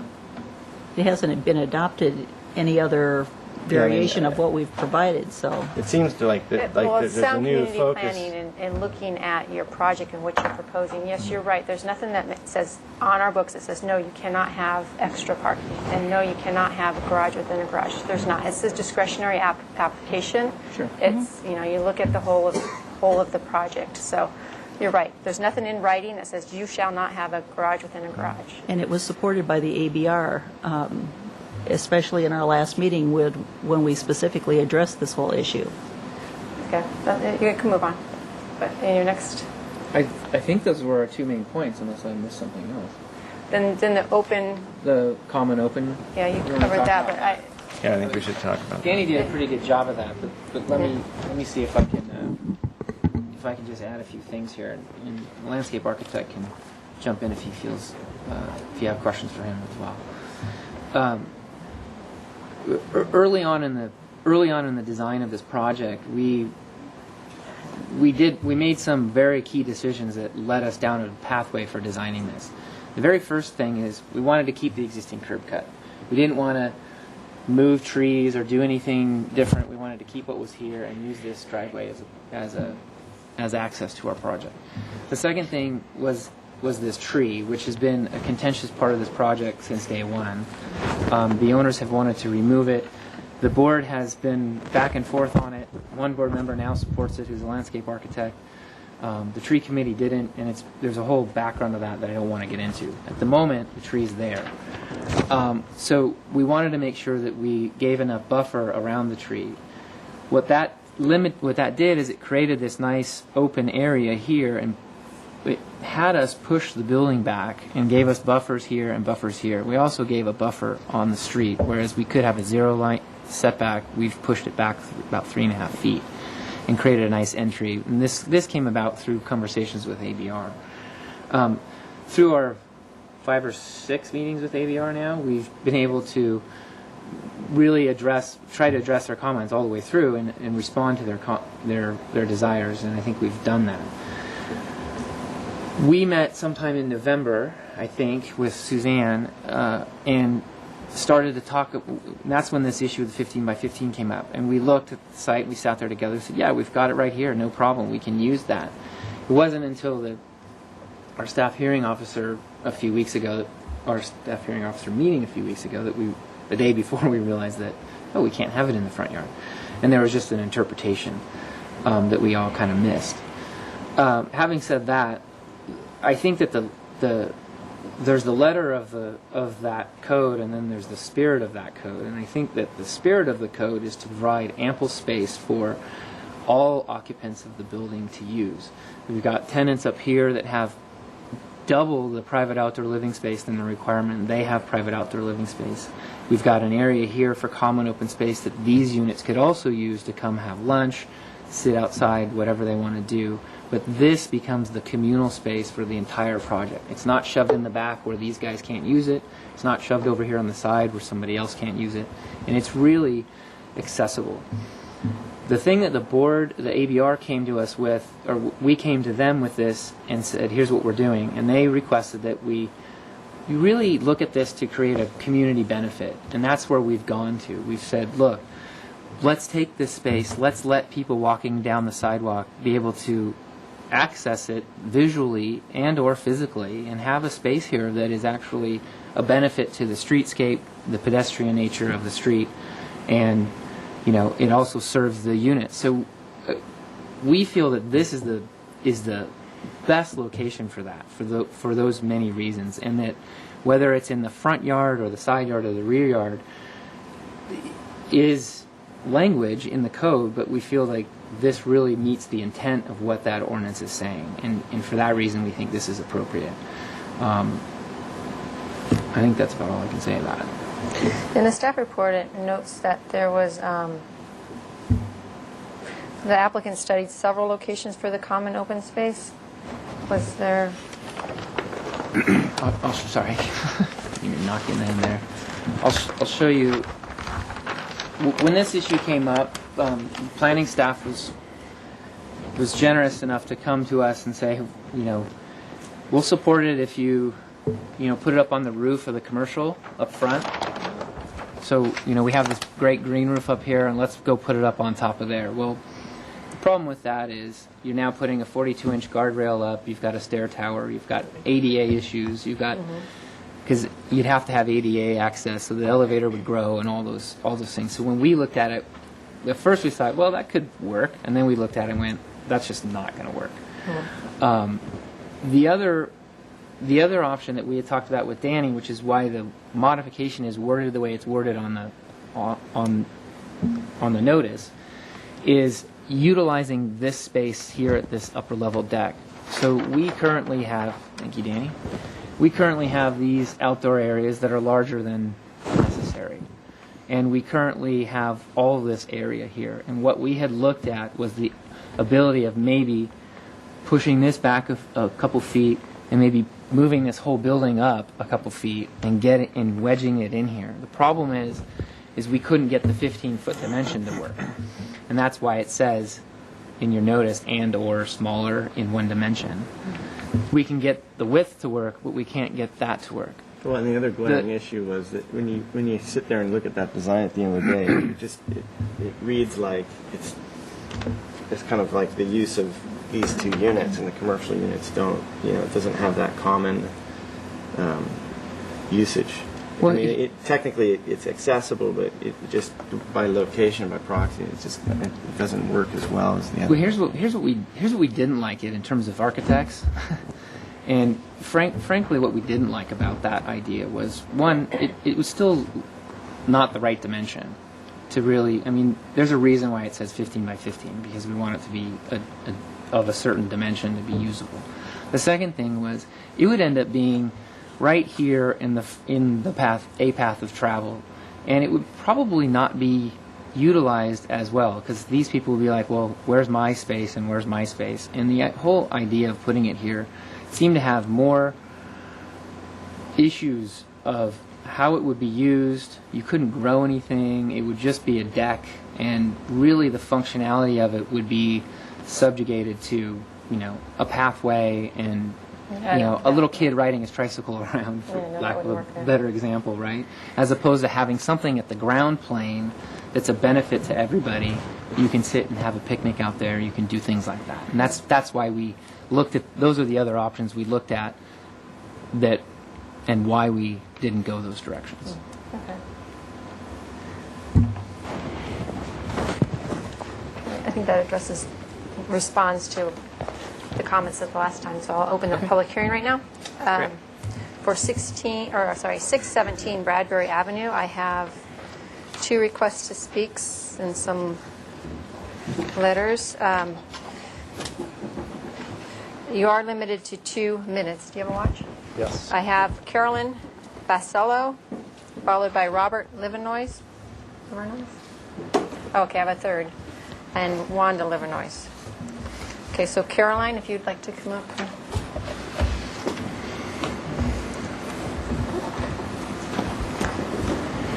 Madam Staff ready, Officer. Set, go. 2 minutes. My name is Caroline Vasallo. I live at 514 Brinkerhoff Avenue, and I am in opposition. In the staff's findings regarding the last hearing, I read, quote, the ABR's action did not include comments on size, bulk, and scale, as the members felt the direction given to the applicant at the March 23rd meeting is still acceptable, unquote. I find that statement inaccurate and misleading. Having watched 2 reruns of the hearing, it was obvious that 3 ABR members had major problems with the size, bulk, and scale or design and were concerned that they had not seen the story poles. The reason their concern was not in motion form was that at an earlier hearing, the majority had approved the mass, bulk, and scale of the applicant's revised proposal, and they were therefore persuaded by the others that they could not reverse or even address in a motion the problems now seen, despite their voicing an inability to accept the project because of those concerns. In other words, because of assumed protocol and in deference to the applicant, the greater good to property owners, neighborhood, and community in terms of size, bulk, scale, and design continuity was shoved aside. The very real concerns at the last hearing were not noted in the ABR review. Also in the ABR review, it was stated that, quote, the proposed trees on the south property line and at the sidewalk were unacceptable due to concerns about trees and roots crossing property lines and affecting sidewalks and pavement, unquote.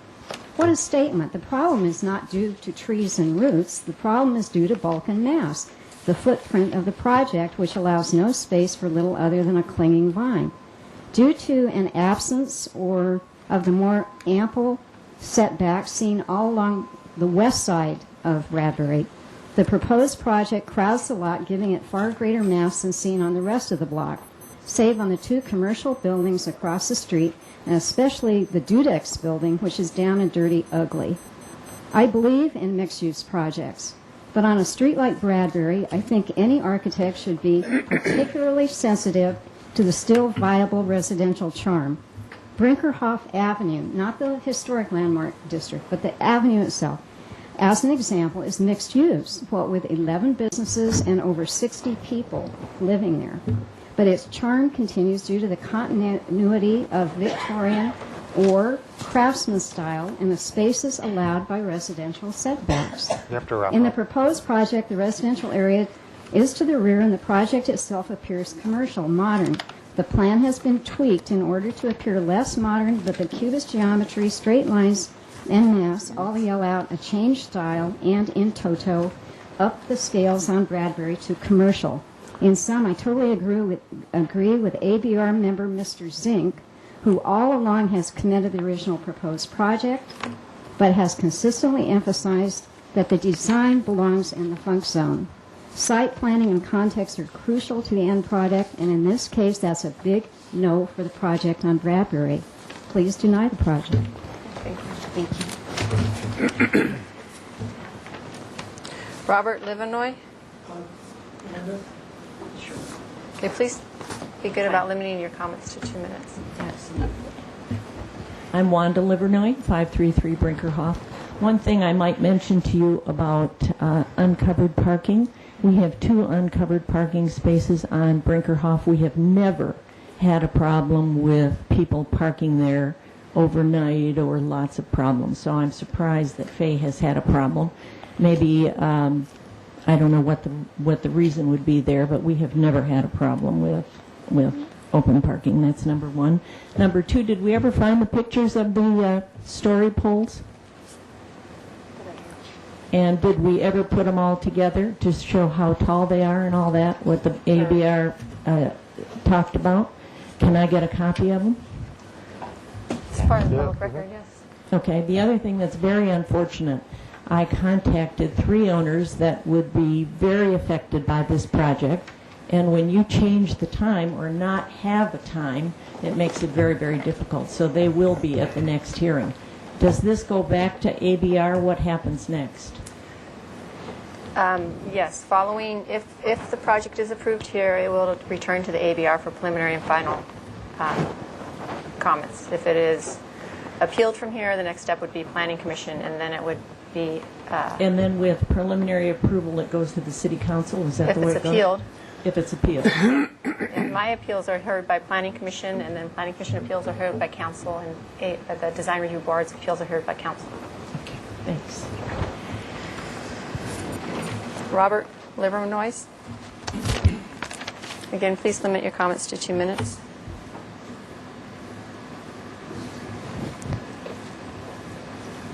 Hello, everyone. It's Robert Livernoy, and I'm Brinkerhoff. And I think Carolyn Vasello stated very eloquently very much what I feel. She, in her written thing, I was wondering about story poles too. I have pictures of them, and I did show them to you guys. And I actually visited the site while the story poles... I visited the site when the story poles were up, so I've You seen... saw them? Yes, I have seen the story poles. Yeah, because they were erected in preparation for this hearing. It was a requirement for the staff hearing officer meeting. You did go there? Yes. Well, that's nice. No one took a picture? Or? Yes, there's pictures. You got it? Fabulous. That's grand. No, that's good. Okay. A big star. I think this is off center a little bit, but I think the idea of minimizing parking, I have to commend them if they are planning to build a building that an extra car is not a problem. These are not going to be bicycle riders who can afford to live in those condominiums, and rightly so. They will need a couple of cars. So, and I think they're closed garages. So the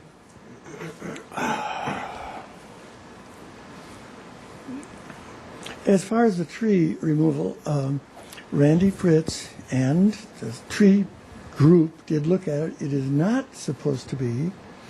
It's old, but it's not supposed to be in bad shape, and they do not die and fall over. So as far as danger, it is an expense to cut the branches, the old leaves on it, and no one's mentioned anything about all the green screen stuff, but it seems like a lot of it is. Yeah, okay, I'm wrapping. Well, anyway, I do feel excluding a reference to the size, bulk, and scale. I didn't think it was actually there would be no more comment on it when you seem to think that someone gave them that blessing, and I don't understand that. And thank you. Yeah, the parking is great. The design is wonderful somewhere. It is, but the architecture is great. All right, Andy Rotman.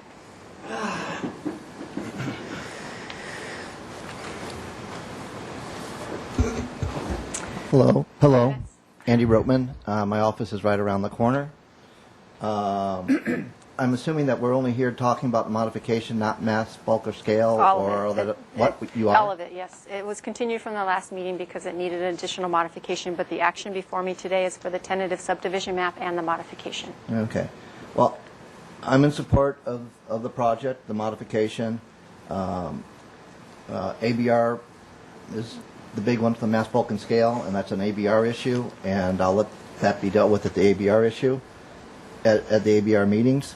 As far as other locations for the open yard, if you put it more to the back, it's going to be more crowded around with the building, not only the building on the site, but the other residences that are back there.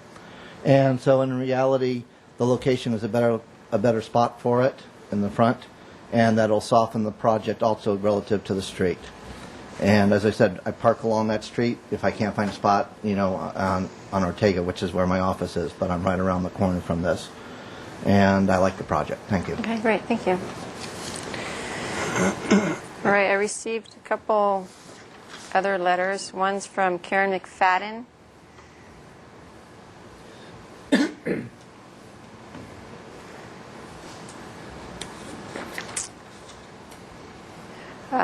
It says, please do not approve another inappropriate project for this area. Make the applicant do their real homework and build an appropriate project in this neighborhood, which will become a welcome addition we can all be proud of. So it's in opposition to the project. Another one from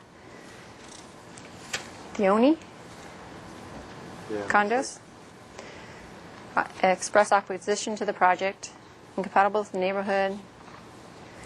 Bradbury's narrow street. Size, bulk, and scale is not compatible. Raises issues of privacy concerns. It's a almost 6,000 square foot development on a 5,000 square foot lot with little setback. Is on scale out of all proportion to surrounding properties. Oh, did you see this? That was passing. And then a third one from Greg Griffin, who's a homeowner on De La Vina, offering his professional opinion on the design. He thinks it's a well-designed project. So it's in support of the project. And then you attach the notice. Okay. Was there any other? Copies of those. Okay, yeah, if you want to just cruise them right now. Well, did we receive any other letters? No, those were the ones that I found on my desk. Okay. And then I had one of those on my inbox that I forwarded. All right, so with that, I close the public hearing. There was another design thing, actually, I was thinking while they were talking that I wanted you to... Is there any chance to make any comment to that? Or? Yeah. Yeah, I closed the public comment. Okay, we could actually do that first. Did staff want to respond to any of the comments that they've heard? Okay. Oh, actually, Ms. Rudin, if you wouldn't mind, I believe that the first speaker, she basically had it right about the mass, bulk, and scale issue. They didn't want to go back on previous. Oh, but the ABR's comments? About the ABR's comments on mass, bulk, and scale. ABR basically, they didn't add it in their motion because they didn't want to go back on or change previous direction that had been given to the applicants. And so they just omitted mass, bulk, and scale completely from their motion. But it looks like from this, they carried it through, that their original comments, they still Yeah, regarding it. I mean, that's So the, they that's just- the reason okay. that they didn't do anything. They didn't add any new motion or a new comment about that in the motion because they felt that the previous comment should stand. Okay. I have the language if you want me to read it. I think they copy. Is that? I don't know if it's an exact copy. You want I'll look at it. one of the public comment misquoted the tree issue as well. That's the tree issue. It's regarding trimming, not root systems. The issue that Danny's referring to is right down in this last paragraph under staff notes. So it says the applicant has made considerable effort to reduce the overall mass, bulk, and scale of the building, and in reducing the massing away from the north and south property lines. The board finds the mass, bulk, and scale of the size acceptable. The board would still like the applicant to provide photo documentation of the story poles at the next meeting in order to clarify the approval of mass, bulk, and scale for this project. You know, the story poles were actually erected after their last, the review that those comments were made, the size, bulk, and scale, because my hearing was after. That first motion was made before the story these poles. story poles went up, and they felt comfortable with their assessment of the design without having seen that. You know what we should do on the future ones is the case planners, when the story pole goes up, just alert all the design review board and planning commissions if they want to drive by. Yeah, we've got that in the works. Because I alert the PC liaison that the story poles are up. So Stella Larson, our PC liaison, went by and reviewed them. Madam Chair, when I requested that an ABR person come to the show hearing, I alerted them that the story poles were up, and apparently that wasn't conveyed to all of them? To the whole board, so that's we'll part of the get reason. better about that. Yes. And I'll remind staff, I'll try and... Okay, so yes, if you wanted to... Actually, you know what?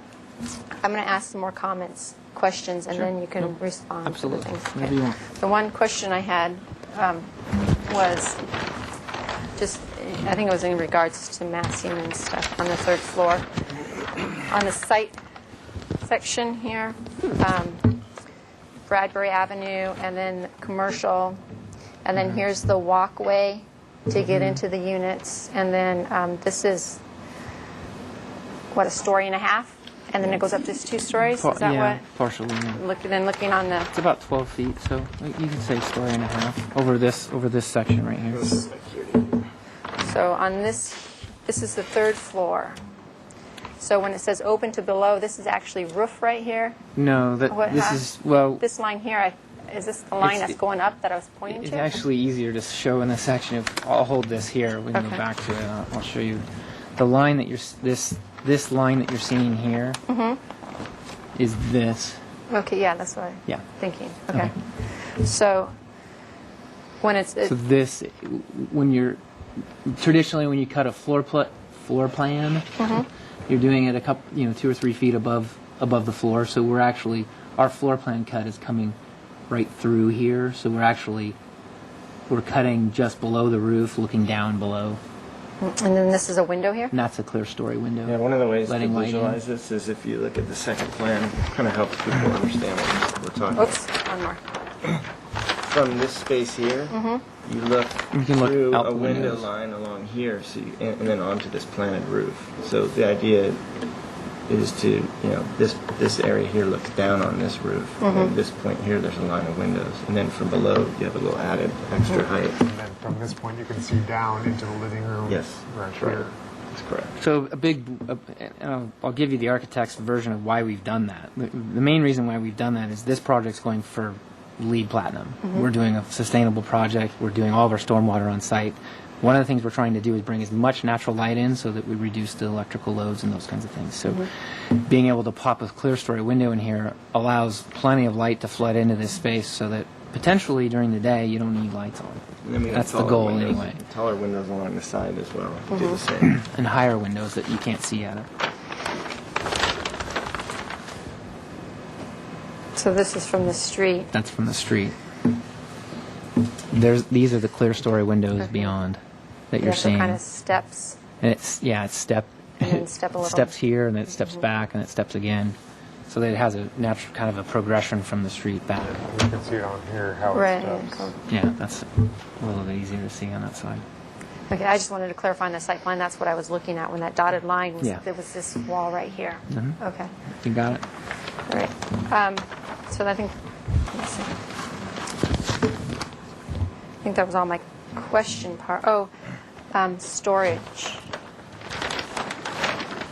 You know, the requirement for condo storage. How it's waived if you're providing a garage. Isn't that typically because there's storage in the rafters? And where would what's the roof like? Where would the storage be in here? I can show you where we've located storage because we Okay. have ample. We've got some tucked under here, Okay. so that little notch is creating storage. I don't have it calculated. I don't have the dimension, but I know that 30. And Yeah. then what about under the stairs? Can you get doors to go under the stairs or no? We could on the inside of the garage be able to access it. At some point, it's just going to be useless. Right. But we kind of relegated this space here to take care of that, and then up above, if we go up. So the idea was we've got ground floor storage here. Bicycles and whatnot could be in the garage, so they're not, not impeding on the car area that we need. And by the way, we have a trash area designated so that Yeah, don't separate have trash. trash Yeah. in the garage. So really, the intent behind this is to get, here's where your bikes go. If somebody wanted to have other things, boxes and containers and stuff stored in there. We've also located some storage up here, just outside the front door of the unit. So there's storage here. So this closet's probably, 2.5 feet deep by, maybe it's like about 5 feet, 4 feet here. So we've got storage here for each unit on each side, just outside the unit, and then inside the unit we have other, obviously we have closets and other storage, but Actually, that is inside the unit, right? technically no, because this is the door to the unit going in. Oh, yeah, I see. So it is outside the unit proper. Yeah, it's yeah, in I the see. stairway I though. understand. That's Yeah. intended to be secure and just Okay. for the tenants. Does that answer your question? Yeah. Okay. Okay. Now, if you wanted to do some response to the comments, public comments. Well, there's a couple things I wanted to respond to. I think first we've done considerable work with ABR on this project over the couple of years here, and I feel like we've done our part to address their comments, and at some point along the way they commented that mass bulk and scale was appropriate, and they gave us an approval, and they've upheld that at our last meeting. The most of the opposition, I'll say most because I think one person came to oppose the project. Most of the opposition are people that live on Brinkerhoff. And Brinkerhoff is historic, it's protected, it's beautiful. You can see from this photograph that it's a 60-foot wide street with a nice parkway that's manicured. We've got tall palm trees lining it. Brinkerhoff is special, and it should be. Conversely, here's a shot of Bradbury, which is a much narrower street. It's lined with cars. It's lined with a back alley of Frazee. It's more of a alleyway than it is a nice neighborhood like Brinkerhoff. I think Brinkerhoff should be protected. I think it should be maintained. I think it's appropriate for Brinkerhoff, and I think it's beautiful. I don't think Bradbury and Brinkerhoff are the same street, and I think any discussion that it is, I think is incorrect. Furthermore, the buildings on our street, I'll show you here, are mostly rentals. In fact, I think all of them are rentals. And here's just the nature of them. So we talk about cute, quaint homes along Bradbury, and that they should match Brinkerhoff. And what we're really looking at are rental units that people are not taking care of. We've got buildings right out to the sidewalk. We're holding up eaves with duct tape. So we're hoping to bring our project into this area and breathe new life into it. It meets all of the intents of the code and the general plan, and staff supports it, ABR supporting it, and we're the first one on the street, so we're going to get the most scrutiny. But we hope that we're nodding to the past and preparing for the future and really bringing a LEED sustainable project into the city that makes sense. It's part of what the city wants to see for the West Downtown. So I just wanted you to get some of the context of what we're looking at along the street there. Okay. because I think it's valuable. You can have these if you need these for the file. Yeah. Great. Thank you.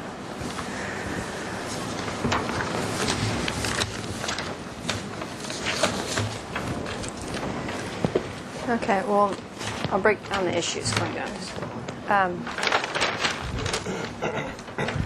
I guess I'll start with the parking.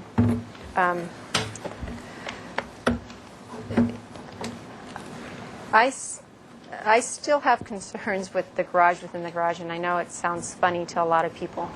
And I think the concern I have is that since there is excess parking, I would like that excess parking to be available to all the uses on the site. That I know you meet the zoning requirement for the commercial, and you're proposing to exceed the zoning requirement for the residential in this area. It is, I don't think it's officially designated a parking deficit area, but there's a lot of demand for on-street parking. So what I would like to see is at least the excess parking to be available for all the users of the site, and be okay with, you know, maybe one enclosed area for each unit. We probably should have had transportation staff be here. If it'd be wide enough to make this a one-car garage and have enough width for, I don't know, actually I don't know about that. Do you know the? I believe that we need 10 feet interior dimension for a single car garage, and we need 8'6" for a carport. It's actually 10.5 for a single car garage. And then a carport would be 8'6", or is it 9 feet? It's on the walls on the side. Right. And, So you know, able to open the doors. it would be close. Tight. It would be tight. It's trying to force something that is. We had much generous space there, but the ABR requested we pull off the property lines a while back, and we've done that. So we're really at the minimums there. If possible. We have the width of the wall too.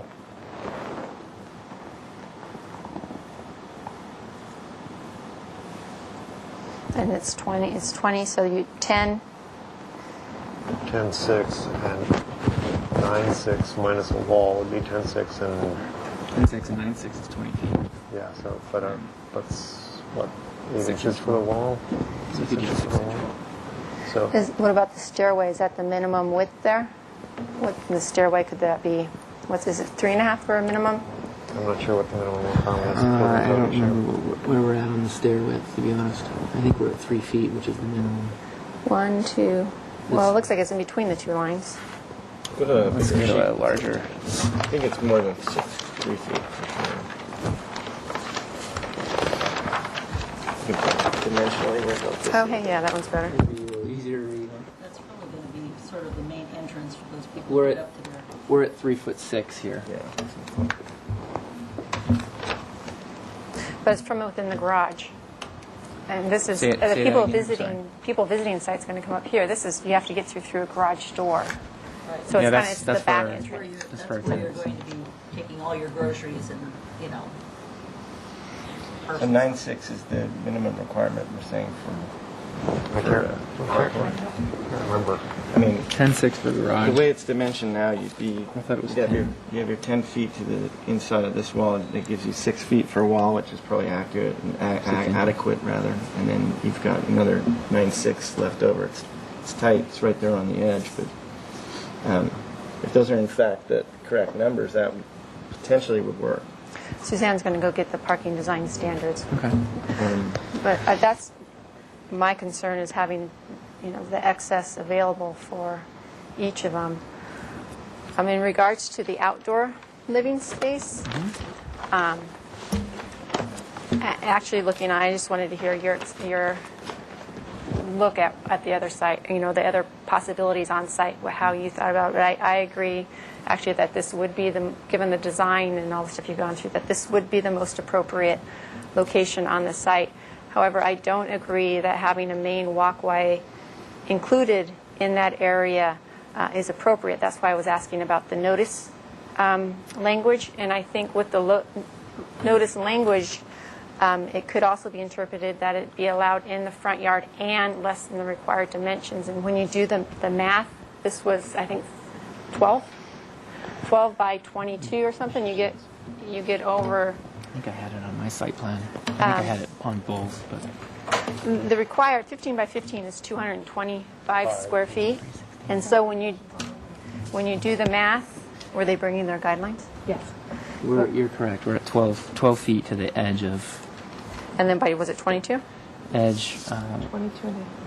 from sidewalk. It's 22. It's 23 feet from sidewalk. From property line, it's 22 and a half. So the area is 271 square feet, so it exceeds the area. It doesn't Exceeds meet the minimum area. Yeah, so it doesn't meet the 15 by 15. However, it exceeds the minimum 225 square feet. So I think that although it doesn't meet, That's not counting any of this over here. If we were right. We're not intending to count that either. No, and that's the bicycle parking and all that. So. And can I say one thing regarding that space is that we're going to have half-inch joints, gravel joints, which will help the gravel area kind of bleed into the accessible area right Oh, there. and that's still ADA, okay? Yeah, exactly. Is DG ADA or no? If it's compacted, but if you have joints anything less than a half-inch is ADA appropriate. Well, I don't think it would be a problem having it not meet the 15. Not calling out that area because it exceeds. The 225 square feet. So although it doesn't meet the dimensions, it does provide the area, and there is more than adequate private outdoor area on the other levels. And regarding my concern regarding the planter, this actually was what I was thinking. I didn't want the wall to get taller. I wanted some kind of physical barrier there. I still have concerns regarding the back balcony here, and I realize there's that 2 or 3 foot strip of no man's land, but we don't know who the property owner is. We'll be getting that resolved soon. Yeah, but as it is right now, though, there's just a foot. A foot difference, from the property line. But trying to increase the planter there more. If you put a 2-foot planter, then you don't have that much room.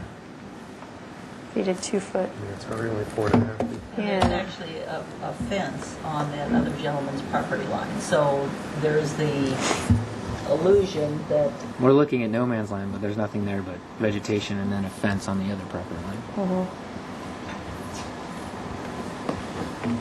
Which is where bamboo is located. East, west.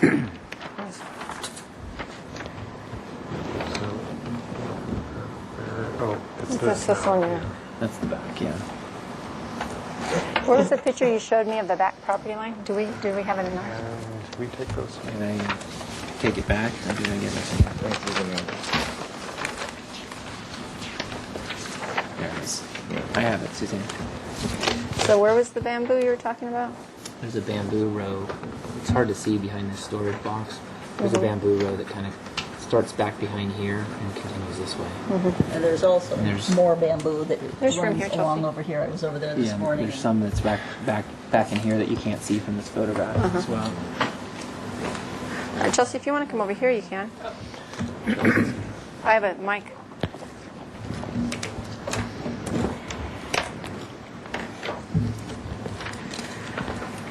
I'm revisiting this project. You were here before. What I was questioning, do you want to keep this? You have that in your file already. Okay, we'll just hold it here for now. Well, as you remember, there's 2 uncovered or 2 spaces and then 2 two-car garages. And I was wondering if my concern was that whether the excess parking could be open and available for use, and then so they can provide a 1-car garage. However, they're limited by the exterior walls of the building. So I was wondering if there's enough room in between here to have an enclosed garage and an open garage. What would be the? And are they 20 feet They're 20 wide now. Yeah. That gives us. Okay. So they're right here. It's 20. So in this area with the stairs, it's 20. And you were thinking garage open, something like Yeah, that? because they wanted... Two covered, or two enclosed garages in the center, and then on the sides, flanked, we would have open garages to make it basically creates more of a, what we're kind of terming it as like a flexible use. Like these can be used by commercial or the residential, but it's And not. the stairs would have to stay where they The are. stairs would be where they are, so that like this is your access to your Yeah. residence. And you have one dedicated private parking for the unit. Units. So I think I overheard you guys say correctly that 10.5 is the standard for single car garage for residential use. And if you're going to have a space that's basically walled on both sides and then open, that's what we're talking about on, Open on here, the front. front. So sort of like, I mean, ideally you'd have 10.5 for both, but And this, by the way, just a building code issue while we're talking about whether this is open or closed. This wall has to be solid because of proximity to the property. Sure, right. Just so so you're aware of that. Won't get some weird idea to open it up and just put posts on the end. If we weren't limited by that, it would be nice to kind of perforate that and open it up. But we Yeah, just can't right, because yeah. we're in a dense We went through all that during DART, so we were. Well, that's what, yeah, I want to make sure. Yeah. So as you're thinking of options or solutions, I want to make sure that we don't go down that road. That one, okay, sure thing. So I think you could, we would have to do a parking design waiver if you got smaller than that standard. So, and it might be more reasonable to reduce the garage by, say, 6 inches or so. Get it down to 10 feet because it's the same user for sure all the time. They're probably more comfortable with it. And then Chelsea, what's the standard for an open space in this configuration? well, if it's walled on both sides, we It's a kind garage without a door. of treat it. Yeah, I mean, So but 10 and 10. but there's flexibility. But yeah, that's kind of how we treat it because you don't have posts, you have walls. Okay. And then you got the turning radius issues. So we're 10.6 and 10.6, which is, But like I said, if you need an extra foot on each we side. could reduce the garages by 6 inches and go down to 10 feet. It'd probably be better to have the non-garage space slightly wider, just because it's shared, multiple users. To have the garage a little bit narrower than the open space, because it's going to be the same user all the time. And does it make any difference if you had probably not, let's say the two garages next to each other? I don't think that. Because you've got a wall to deal with, and then you Wouldn't- offset the stairway, which then redesigns Yeah, your and whole you want to keep top that in the area. same spot. Let me Okay. ask that, since these are, we're terming these as extra spaces, so wouldn't it make sense to have the two designated spaces meet the letter of the standard and then let the ancillary spaces or the extra spaces be a deviation since they're not, I mean, they could be obviously slated as compact car. Yeah. It's So, just point, and your you know what I'm commercial saying? spaces are These are nine the right now? commercials. Are they 9 feet wide? Yeah, 'cause they have I to should be. have this in my head, right? Yeah, they That's So right. 9 feet. Yeah. So you get my thinking, like if these are required, could they meet the, Yes, the requirement? I- and then these because are they're- extra. I mean, they could be. We could. I don't think we want to We call it don't like really need the extra. motorcycle parking or something like that, but it's like compact car parking. It's flexible.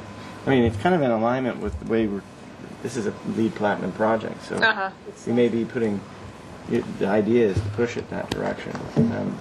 Somebody with an SUV or a gigantic, beast of a car wouldn't necessarily find this very convenient in any configuration we have already. So do you I'd hate to know park how a much, work truck in there. with your configuration now, do you know how much room you have to work with? And then we could figure out. We're at the minimum Because with here. adding the walls, I don't know how wide Yeah, they well, have to be. Well, we're at 20. We're at 20 feet minimum dimension here, Right, and because then- ABR has directed us to pull off to provide a setback where we don't need a setback. So I don't really want to go back to ABR and say, can we have another? Right, so working whatever. with what you have So now, we're kind of once you add the stuck wall, with what we got. what do you? Well, we've got I would say a provision for a 6-inch wall would be adequate. 6 You- inches. 10, So we're 10, down to 6, and 19.6. 6 is 11 feet, and then you've got another 9 feet to work with. It just seems like we're trying to cheapen the project by adding 2 extra spaces that we don't need for the commercial or the shared use. And we're punishing the residents that are going to have 2 cars, by eliminating another spot for their car, which Well, in the converse, you're adding 2 extra parking spaces that you don't need for the residents, and so punishing the commercial for not having, they may have more. I mean, it's extra parking that's provided, and I'm just exploring ways to see if, Well, we end up with we end up with a 9-foot space there, so. Or a 9, 6, and a 10. Right. Either way. But if you go to 9, 6, and 10, then you're giving us, you're modifying the, well, it doesn't, I think it's 6, in my work terms, it's more of the same, but I want to do it in a way that makes it easy to get this thing. Yeah, I mean, the I think we process. would be comfortable with working within those dimensions of either going with a 10-foot garage and a 9/6 space or some variation thereof. I think it's doable for function, and because, as you pointed out, they are not required spaces, they are sort of additional spaces, they are still meeting the... Just not exercising the benefit. They're still meeting the requirement for the commercial. So I think it's doable. With the door opening for the single car garage, is there any constraint there with... Not necessarily. Okay, 8.5 feet at least. Well, it's not doing anything structurally, still so work. we have a lot of options in terms of, we don't have to have like big wooden walls on the sides. So it's, Okay.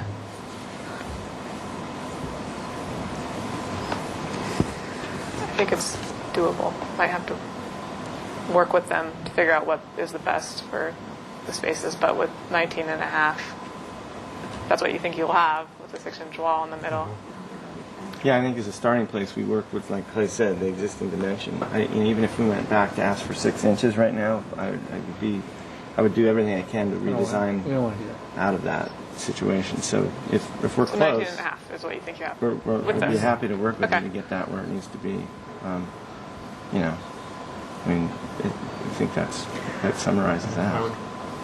yeah, and I wouldn't want the building to get wider to accommodate the, Nobody does. yeah. I think it just throws a wrench in this. Okay. So the parking, I talked about the common outdoor area and the balcony. Did ABR, when you went back, talk about the second-story windows and their placement in terms of privacy at all? I mean, I know it's 2 things. You're trying to let in a lot of light and air so that you reduce your energy use. Well, But- they actually had directed us at an earlier meeting to Uh-huh. put more windows on the south and north facades. Oh, okay. But they also And we asked us came to back pull with them it, back, and we did. So that, I think, got mitigated. we actually had no windows Probably to 3 begin meetings with. back. Yeah, we They didn't said have. put in windows Yeah. and- So we put some windows in, and they were happy with that because it's bringing more light. They feel it's a benefit to the units to bring more light. But I think in the fact that we have the planters in front of the windows too, and the setback, there's like plenty of buffer. They also When you said planter, I thought you said planners. Like, oh, Suzanne going to be standing in the window? Right. There's also a 13-foot Cellophane. hedge on this side of the property as well. Yeah, but the height of the sill of the windows is up too, so it's not. It kind of reduces some of the exposure. It's mainly where you're getting your kind of extra window is area above where you're getting light in. But you don't necessarily have like a visual privacy issue, especially towards this front area. Okay. Well, to wrap this one up, I think here's the storage. I think the project is a great idea with the lead. Everything you're trying to do. I mean, I think it'll be a benefit to the community. Originally, at the last hearing, I did have concerns with the proposed location of the common outdoor living space, just because of the lack of information. I was asking, do you have the landscape plan? Can I look at it?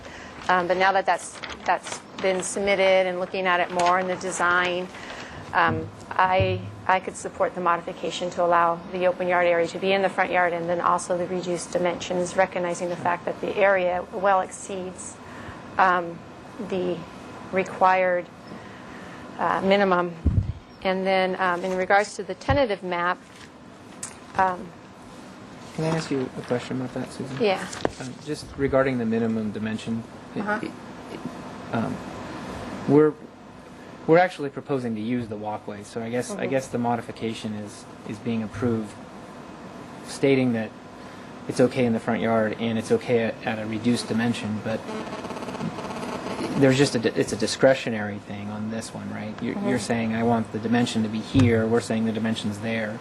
How can we get that recorded such that it's really clear that this is actually what we're not requesting a reduced dimension. The staff hearing officer is actually saying is, I don't want to count the walkway. I'll give you it to this line, but you're providing more. So Because I think including the main walkway to the building is not consistent with the purposes and intent of the zoning ordinance in providing that area. So that's where That's I'm fine. coming from. I don't think it's a problem in your instance that it's only 12 one way, but it's 22 the other way. I think that's okay. If it was 12 and 12, that might be the concern. But you're more than exceeding it in one dimension, and that minor 2-foot reduction on the side, I don't think it's significant in this instance. I don't want to start the ball rolling that everyone thinks they can Mess around. Yeah, that they can have their front entryway count as that common area, which that's not that's true. So I think in your instance, I don't think it hurts you saying that it doesn't meet the minimum dimension. on one But side. yeah, and I think the fact, there's a trellis going over there. It is kind of differentiated, but I think that's fine. That it's. Okay. I don't have any concerns regarding the supportability of that modification. Okay, great. In regards to the tentative map, it talks about the project's consistent with the zoning ordinance and the general plan. If that modification is approved, then it is consistent with the zoning ordinance. The general plan recognizes this area as being mixed-use development. It's zoned C2, which is commercial, which, so we know over time it's going to transition away from residential uses and having commercial, and, we envision mixed use, so housing. So I think the use is appropriate for the site. And with the condominium conversions, it meets all the physical standards. It has, laundry facilities, storage. Again, it's consistent with the general plan. In regards to the proposed development, it's consistent with the principles of sound community planning and will not have an adverse impact on the neighborhood's aesthetics, parks, streets, traffic, parking, and other community facilities and resources. That's where I get into the parking and the privacy issues and that kind of stuff, and that's how it's tied into the project. And I think it's great. I'd like to work into the findings regarding the LEED Platinum certification. I think that's good. In regards to the parking, I really believe that those extra parking should be open. And if you guys were open to that, having one covered or one enclosed space and then have the other two open, I think that would go to the supportability of the project. And then Can that be a condition of approval, or how are you going to? Well, yeah, it doesn't have to be continued or anything. It would be a condition that only one of the spaces per unit be enclosed. Or Yeah, I think we could work on a condition for that. The idea would be that if you're going this way, it sounds like you are, you'd approve the project with the condition that these would be one-car garages, and then there would be these open spaces to be shared among the commercial and the residential users of the property. And that condition would be part of the approval, and then if the applicants didn't like that, that could be appealable to the planning commission. I really just don't believe you're going to convince the staff hearing officer that it's going to. I don't think it's going to be approvable this way. So that would be the way to go, I think. You want to put a condition that it's finally approved by transportation? Yeah. Yes. Well, yeah, I was actually going to say that based on what Chelsea's saying, we'd need a waiver to go down that road and That's approve fine. that. So as long as we're not going back to Dart or something weird. No, I'm it'd be just part you of know the like planning having process, and- yeah, to go no. through and spend a lot of time doing that. Then we can resolve it on the side. So that would get at the streets, traffic, and parking, and that there would be, extra parking available for the use of the users of the site, and then parks. The demand's not great enough to affect parks or community facilities or other resources. In regards, and then in privacy. I like the second floor. I guess it's the south and north sides. I would like more looking. That's not right. Additional discussion, but I think it can occur at the ABR level regarding the privacy issues of this Rear balconies. rear balcony, which is the west. Right? Well, one idea we had, I'll just throw out to you. Right now, these are shown as sort of open railing. And one thought that we had before coming here was if it went to a solid parapet, at least it's if you're laying in bed, you're not the parapet's actually physically impeding your Right. view, and it's making the view into this also a little bit. It also gives a more continuous kind of softer look to the rear. But that could be an ABR thing. I think as it well. would probably please ABR to have it go that direction too. So it might. Yeah, I really didn't want a higher wall here on the side, and the planter was the way to go. If there, could be thickened a little bit, or recognizing that 2-foot or 3-foot strip, that'll be resolved. Either it'd be split among these two properties, or one would get it, or that's a legal issue to be determined. So there is a little more extra room on this side, and it is towards the rear of the property line. It's a benefit to us. Then, regarding, I know ABR's talked about this, a couple times, and at their most recent meeting regarding the size, the scale, mass, and bulk of the building. And to an extent, it is their purview. However, with the tentative map and the condos, it is under my purview too. And I do have some concerns regarding the massing on the third floor. And so what I would like to do is to include a condition that you continue to work with the ABR to try to reduce, the massing on the third floor. And I think listening to their comments too, I think they have, it's close, and you've done a lot of work, and it's come down, a lot in terms of the. I like your blank look to me. Sorry. Tired. 2 years. I have a 2-week-old baby at home. I'm not sleeping. Had to wake him up for the meeting. That's If I why fall you're late. asleep, Huh? just throw something at me. We're already designing. Yeah, you're already lazy eyes, like, oh no, the ABR. How do we do this? But just to look more, just to revisit it, and they want to see the story pole plan, and to kind of massage it more. I would like to see that in there. Can I ask you just a point of clarification on that comment? Because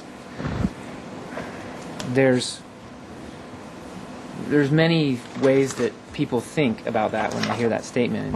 And ABR might take it as lowering the height, or you might think of lowering the height, or might say pushing it in on the sides or the back or something. But if there's a little bit more clarification, I think it's going to make a difference. I know that a couple members of the ABR were concerned about the mass here. The height, though, seems to be not contentious, because we're at our minimum floor plates on this thing. We're not doing anything, extraordinary, Well, it's under 30 feet, which is why we've done this double height space, is to actually give it volume where we have 8-foot plates on the project, except for what we need in the garage for ADA. So we've really, from scheme 1 to 2 to 3, we've went and smashed this thing down. We're well under the height limit of the zone, which is 65 feet. And 40 with, this is an EPV, huh? And even it's not EPV, and even if that goes through, we're still under that anyway. Right. So. It's just like it would take a whole nother redesign. We're sort of faced with we've got every inch accounted for on this thing, and it's not as simple as we can't lower the roof. It's not as simple as just pushing that in 6 inches because it has a net effect all the way through the building. So if there's a little bit more direction that gives us direction to go back to ABR and have that conversation with them, I think it would be useful. If there's some part of it that you're concerned about and can point to it, then we can be addressing that. And if that can get into minutes, then ABR has clear direction as opposed to just restudy it. 7 or 8 members looking at it completely differently, the same comment. Yeah. Because otherwise we're just swinging at the air trying to find out, trying to propose something that maybe meets the requirement. And frankly, we've already done that with ABR. They said, come back, at this level, they said, come back, put more windows here, reduce the scale of that. We did that, we put windows here, and then they were concerned about privacy. So I don't want to go back to them with something that is addressing your comment specifically, and then have them look at it in a different light. So if we can elaborate on your comment, I think it's that just would be like useful. in this area. I like the stepping back and how it gradually goes up, but it's just in this. I don't know. In this area, it just seems. By the way, this is over 50 feet off of the property line. It's way back there. I mean, the perspective from the street, you don't even read it. We have that perspective rendering on the front that shows, standing here, looking back at the project, you can't even read this back here. So I'm not trying to rebut your comment. I just want to make sure if that's going to be recorded as a condition of approval that we're really clear about what the direction is, so that we can respond and not have to go back to ABR blindly and say, here's what we think we're understanding. Are you going to add something, Josh?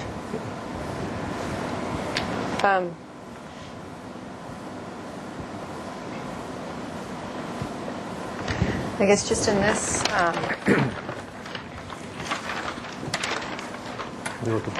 the section, or the streetscape. Keep going. It's like 4 page back.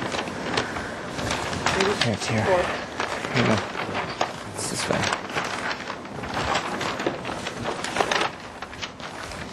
Just when you look at it with the streetscape, how I don't necessarily have a problem with the size in terms of the square footage, but when you look at it, it seems like it could be massaged more on the top. It just seems to me out of I don't know what the. Remember, you're looking at a flat 2-dimensional. This isn't a main perspective, so these it jumps buildings. back. Yeah, and these are. The physical eye, by human physiological reasons cannot actually see a drawing like this ever, because we see in perspective. So you're looking at something that's way back there, and these 2-story elements are really close. I mean, these are within 10, 15 feet of the property line, and ours is back, 55 feet.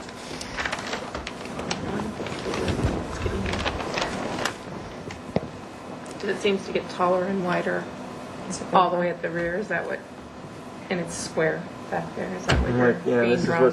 a point I made at one of our last presentations. That a lot of times these things get slammed not slammed, but they get biased to one side of the site to allow parking to get through the side. And then one neighbor gets the bulk of the mass and the other doesn't.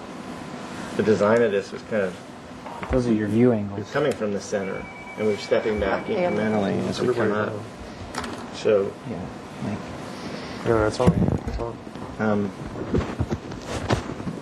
It's funny because we've been cognizant of not making one neighbor suffer all the mass on one side, and you're having to choose that. And usually it's the. You must not be close enough. Eat it.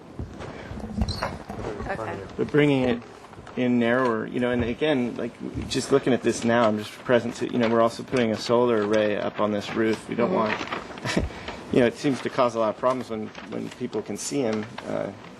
Neighbors don't like to see those things, so we want them tucked away, and it's a maintenance issue as well. So this is partly, if you talk about the mass, this is from somebody standing at the sidewalk. If you're out in front of the commercial space, you don't even see what's back here, right? But if, let's say, you're at the driveway or you're at the common open area looking back, your viewpoint's really, here's that double height space in the living area, and then this parapet. So we're kind of right on track with, really what you mostly are going to see is this face and not so much this back here. Even across the street, maybe too. Yeah, and the bulk of this area in the back that I think is concerning you is further back, and it's up against existing development and hedges, and so you would be hard pressed to get a view of the side of this building in its totality. I mean, here's what the Can I street. see the site- Here's what site this pole- across story the pole? street looks. I got some of these are a few of them here. Oh, sort of. Here's looking across the street. We've got pretty heavy tree growth in the parkways. What I was going to add is that ABR asked us to study this from the standpoint of if your neighbor has a bedroom or a space in this area on either side, how do you create privacy? How do you step the building back? And that's one area that we focused a lot in the ABR meetings and came back with these drawings to help study that. We went and drew up the elevations of these buildings and started calculating like what the effect would be there, looking at the existing hedges, looking at how it steps back, putting relief into the building. And if you go back to the elevations, you don't need to, but you can see that's where a lot of that modification came. Even introduced more the shiplap siding to kind of break it up. We reorganized the windows around that concept. So I mean, it's been studied pretty well to kind of mitigate like its imprint, like in the rear to like the person to the north and the south. From a neighborhood compatibility standpoint, like from the street, experiencing that full volume in the rear, the way you see it in elevations, I would just say everybody who looks at this should be a little bit careful about how they judge that, because it's misleading to, I mean, we designed it with the intention that we put all that, we put the program in to have a mixed-use building, but we did it in a way that really tries to maintain the street front, and then you're not hiding it back there, but it's compact. Can I ask a question? These are 30-inch parapets. Could those be reduced? That's dictated by the proximity of the property line, and they may be able to be reduced slightly. We're hoping not to because of the solar arrays we're doing in the roof. The 30 inches is the code minimum. And there's other things you can do to reduce them in the building code realm, but it's we don't want to be seeing solar arrays at all from any vantage point if we can help it. Okay.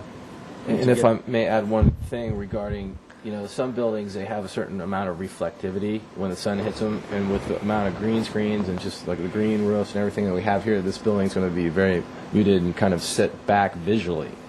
Again, that's another factor that's, in the favor of this building not being an issue in that regard.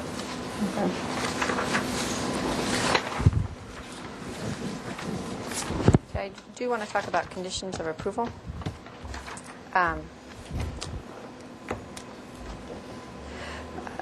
Suzanne, in the June 11th staff report, page 2 of 11 of the conditions,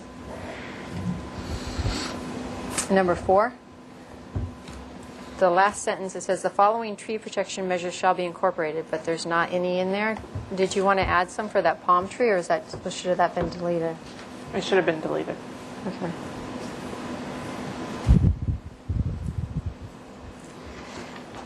And then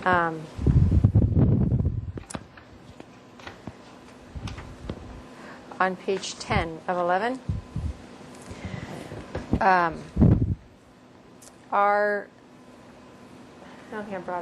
the handout for visual resources, visual aids for the story pole location. It talks about having a story pole photographic record be submitted prior to the C of O.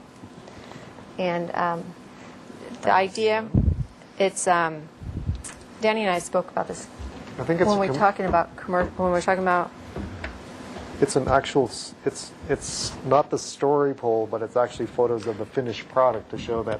Yeah. What it So says, that the the story poles applicant is supposed to submit photographs of the completed building from the same locations of the photographs taken of the story pole installation, just for recordation purposes, for a learning purpose. So you and I talked a while back on something totally different about starting to put that as a condition of approval. Yeah. Since story poles, I was proposing to add that in condition H on page 10. It's already a requirement, but it would just go in the It conditions. would just alert you to know, yeah, it's supposed to be done, but it's overlooked a lot of times. So what the condition would be is, in bold, it would say story pole photographic record, and then the condition would be the applicant shall submit photographs of the completed building from the same locations as the photographs taken of the story pole installation for recordation purposes. And that's just prior to the C of O Okay. Okay. for that. But, Makes sense. oh, and then the condition with the garage. One parking garage. That's right? One parking garage for each unit. One Yes. garage within a garage. With the dimensions to be confirmed with Transportation, yeah, and that's fine with the Heading would One that go parking under? garage per residential unit is what Yeah. we're saying. So I can't say one covered parking space because they're all covered. They're all covered. Yeah. Enclosed. One good. Yes. One enclosed enclosed parking space per unit. per unit. Yes. Condition Per B1 residential. talks about approved development. Maybe we want to modify that parking is provided in 2 residential one-car garages instead of 2-car garages. Yeah, and then isn't there a heading And- about shown on the building plans? 4 open parking spaces, with 1 parking space being accessible.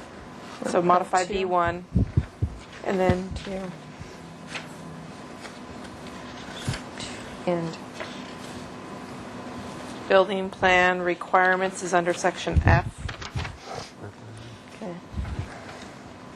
Just revised plans to show. You know what? We don't have to put that in there. It's just this what it's limited to. Yeah. This is what it's limited to, and then Can I ask a question? yeah. If for some reason the owners said we'll just make all 4 of them open, would that be an alternate to that condition? Yeah, so everything would be open. Yeah, and that could be a substantial conformance. So there'd be 6 open parking spaces. But you would I'm need just to- saying, if we go back and we look at it and we feel it's uncomfortable or we're not sure we want to do it that way and we want to propose them all open, That would be which okay. I don't think we want to do either, but just for the efforts of what we're talking about Clarification. today and your condition, can your condition have an alternate that says an alternate would be to provide them all open or something like that? I think this would be okay, and then if you wanted to do them I just all don't want to open, be restricted to having to have 1 car, and I want to, if we can have the ability to study it and Mhm. do the right thing, Mhm. then a lot of people, or not a lot of people, but when changes are made to a project after an approval, they're reviewed with staff, and they look to see if that Substantial conformance. substantially conforms to what was reviewed and approved. And so Suzanne could review and approve that. And I would think that would be found substantially conformance. Go on the opposite way back to the 2 covered, since we reduced it down to 1. I don't know that would be. no, Yeah, no, I I'm think- clear on that. I just yeah. wanted to make sure that. with that However, condition. if you do make them all open, you need to show me where on the plans you have 300 cubic feet of lockable storage outside the unit for each of the 2 residential units. Well, it could be hung So, on the wall. It might be there, but we don't have any documentation that the 300 cubic feet is provided. Right, okay. So in terms of the findings, I would like to change them. In regards to the modification finding, I'll read it, but you know what, Gloria, I can just give you my scribbles here. It would say the modification is consistent with the purposes and intent of the zoning ordinance and is necessary to secure an appropriate improvement of the lot. It would be period. And then the next sentence would say, each of the residential units of this mixed-use building has more than double the required private outdoor living space, which provides adequate outdoor usable area. The proposed, how big did we say it was? 7 or 271, I think. 270? 12 feet by 22.6 is 271. Because I'll just put 270. The proposed 270 square foot common open area, although it doesn't meet minimum dimensions, it provides adequate usable outdoor open space for both the commercial and residential tenants. So it recognizes that it exceeds the requirement and that it's usable for both. Great. The tentative map findings is okay. In terms of the new, well, actually, we need to add in the tentative map that with the approval of the modification. Okay, because with the approval of the modification, the project is consistent with zoning ordinance.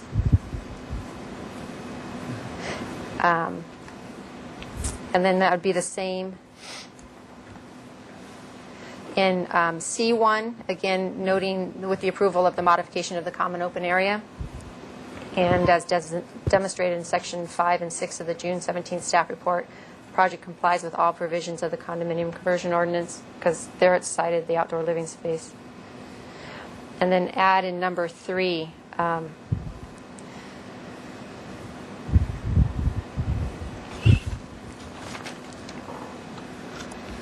add in there that the project would be LEED Platinum certified.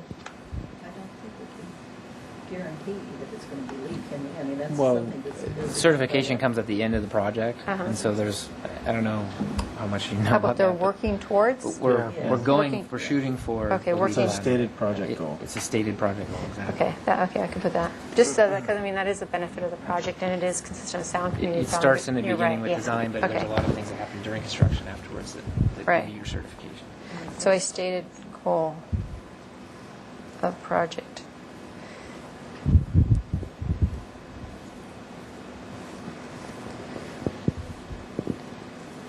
Okay, so was that all the conditions? I think so. All right, so with that, I approve your project subject to the conditions of approval as amended today. And your project is appealable within 10 calendar days. And the appeal is actually filed here at the Planning Division versus City Hall. I'm saying it to the people in the applicant. Here at the planning counter. And also the Planning Commission has oversight authority for all of my actions. And if they feel that this warrants discussion before their commission, they have the ability to call it up within that 7-day appeal period. And if that were to occur, Ms. Johnson would get a hold of you. All right? Thank you. Thank you for your time. I wanted to thank Danny and his staff for helping us get through the problem we had with that late noticing of the issue. So we appreciate your efforts. Thank you. Sure. And I adjourn the meeting. Thank you.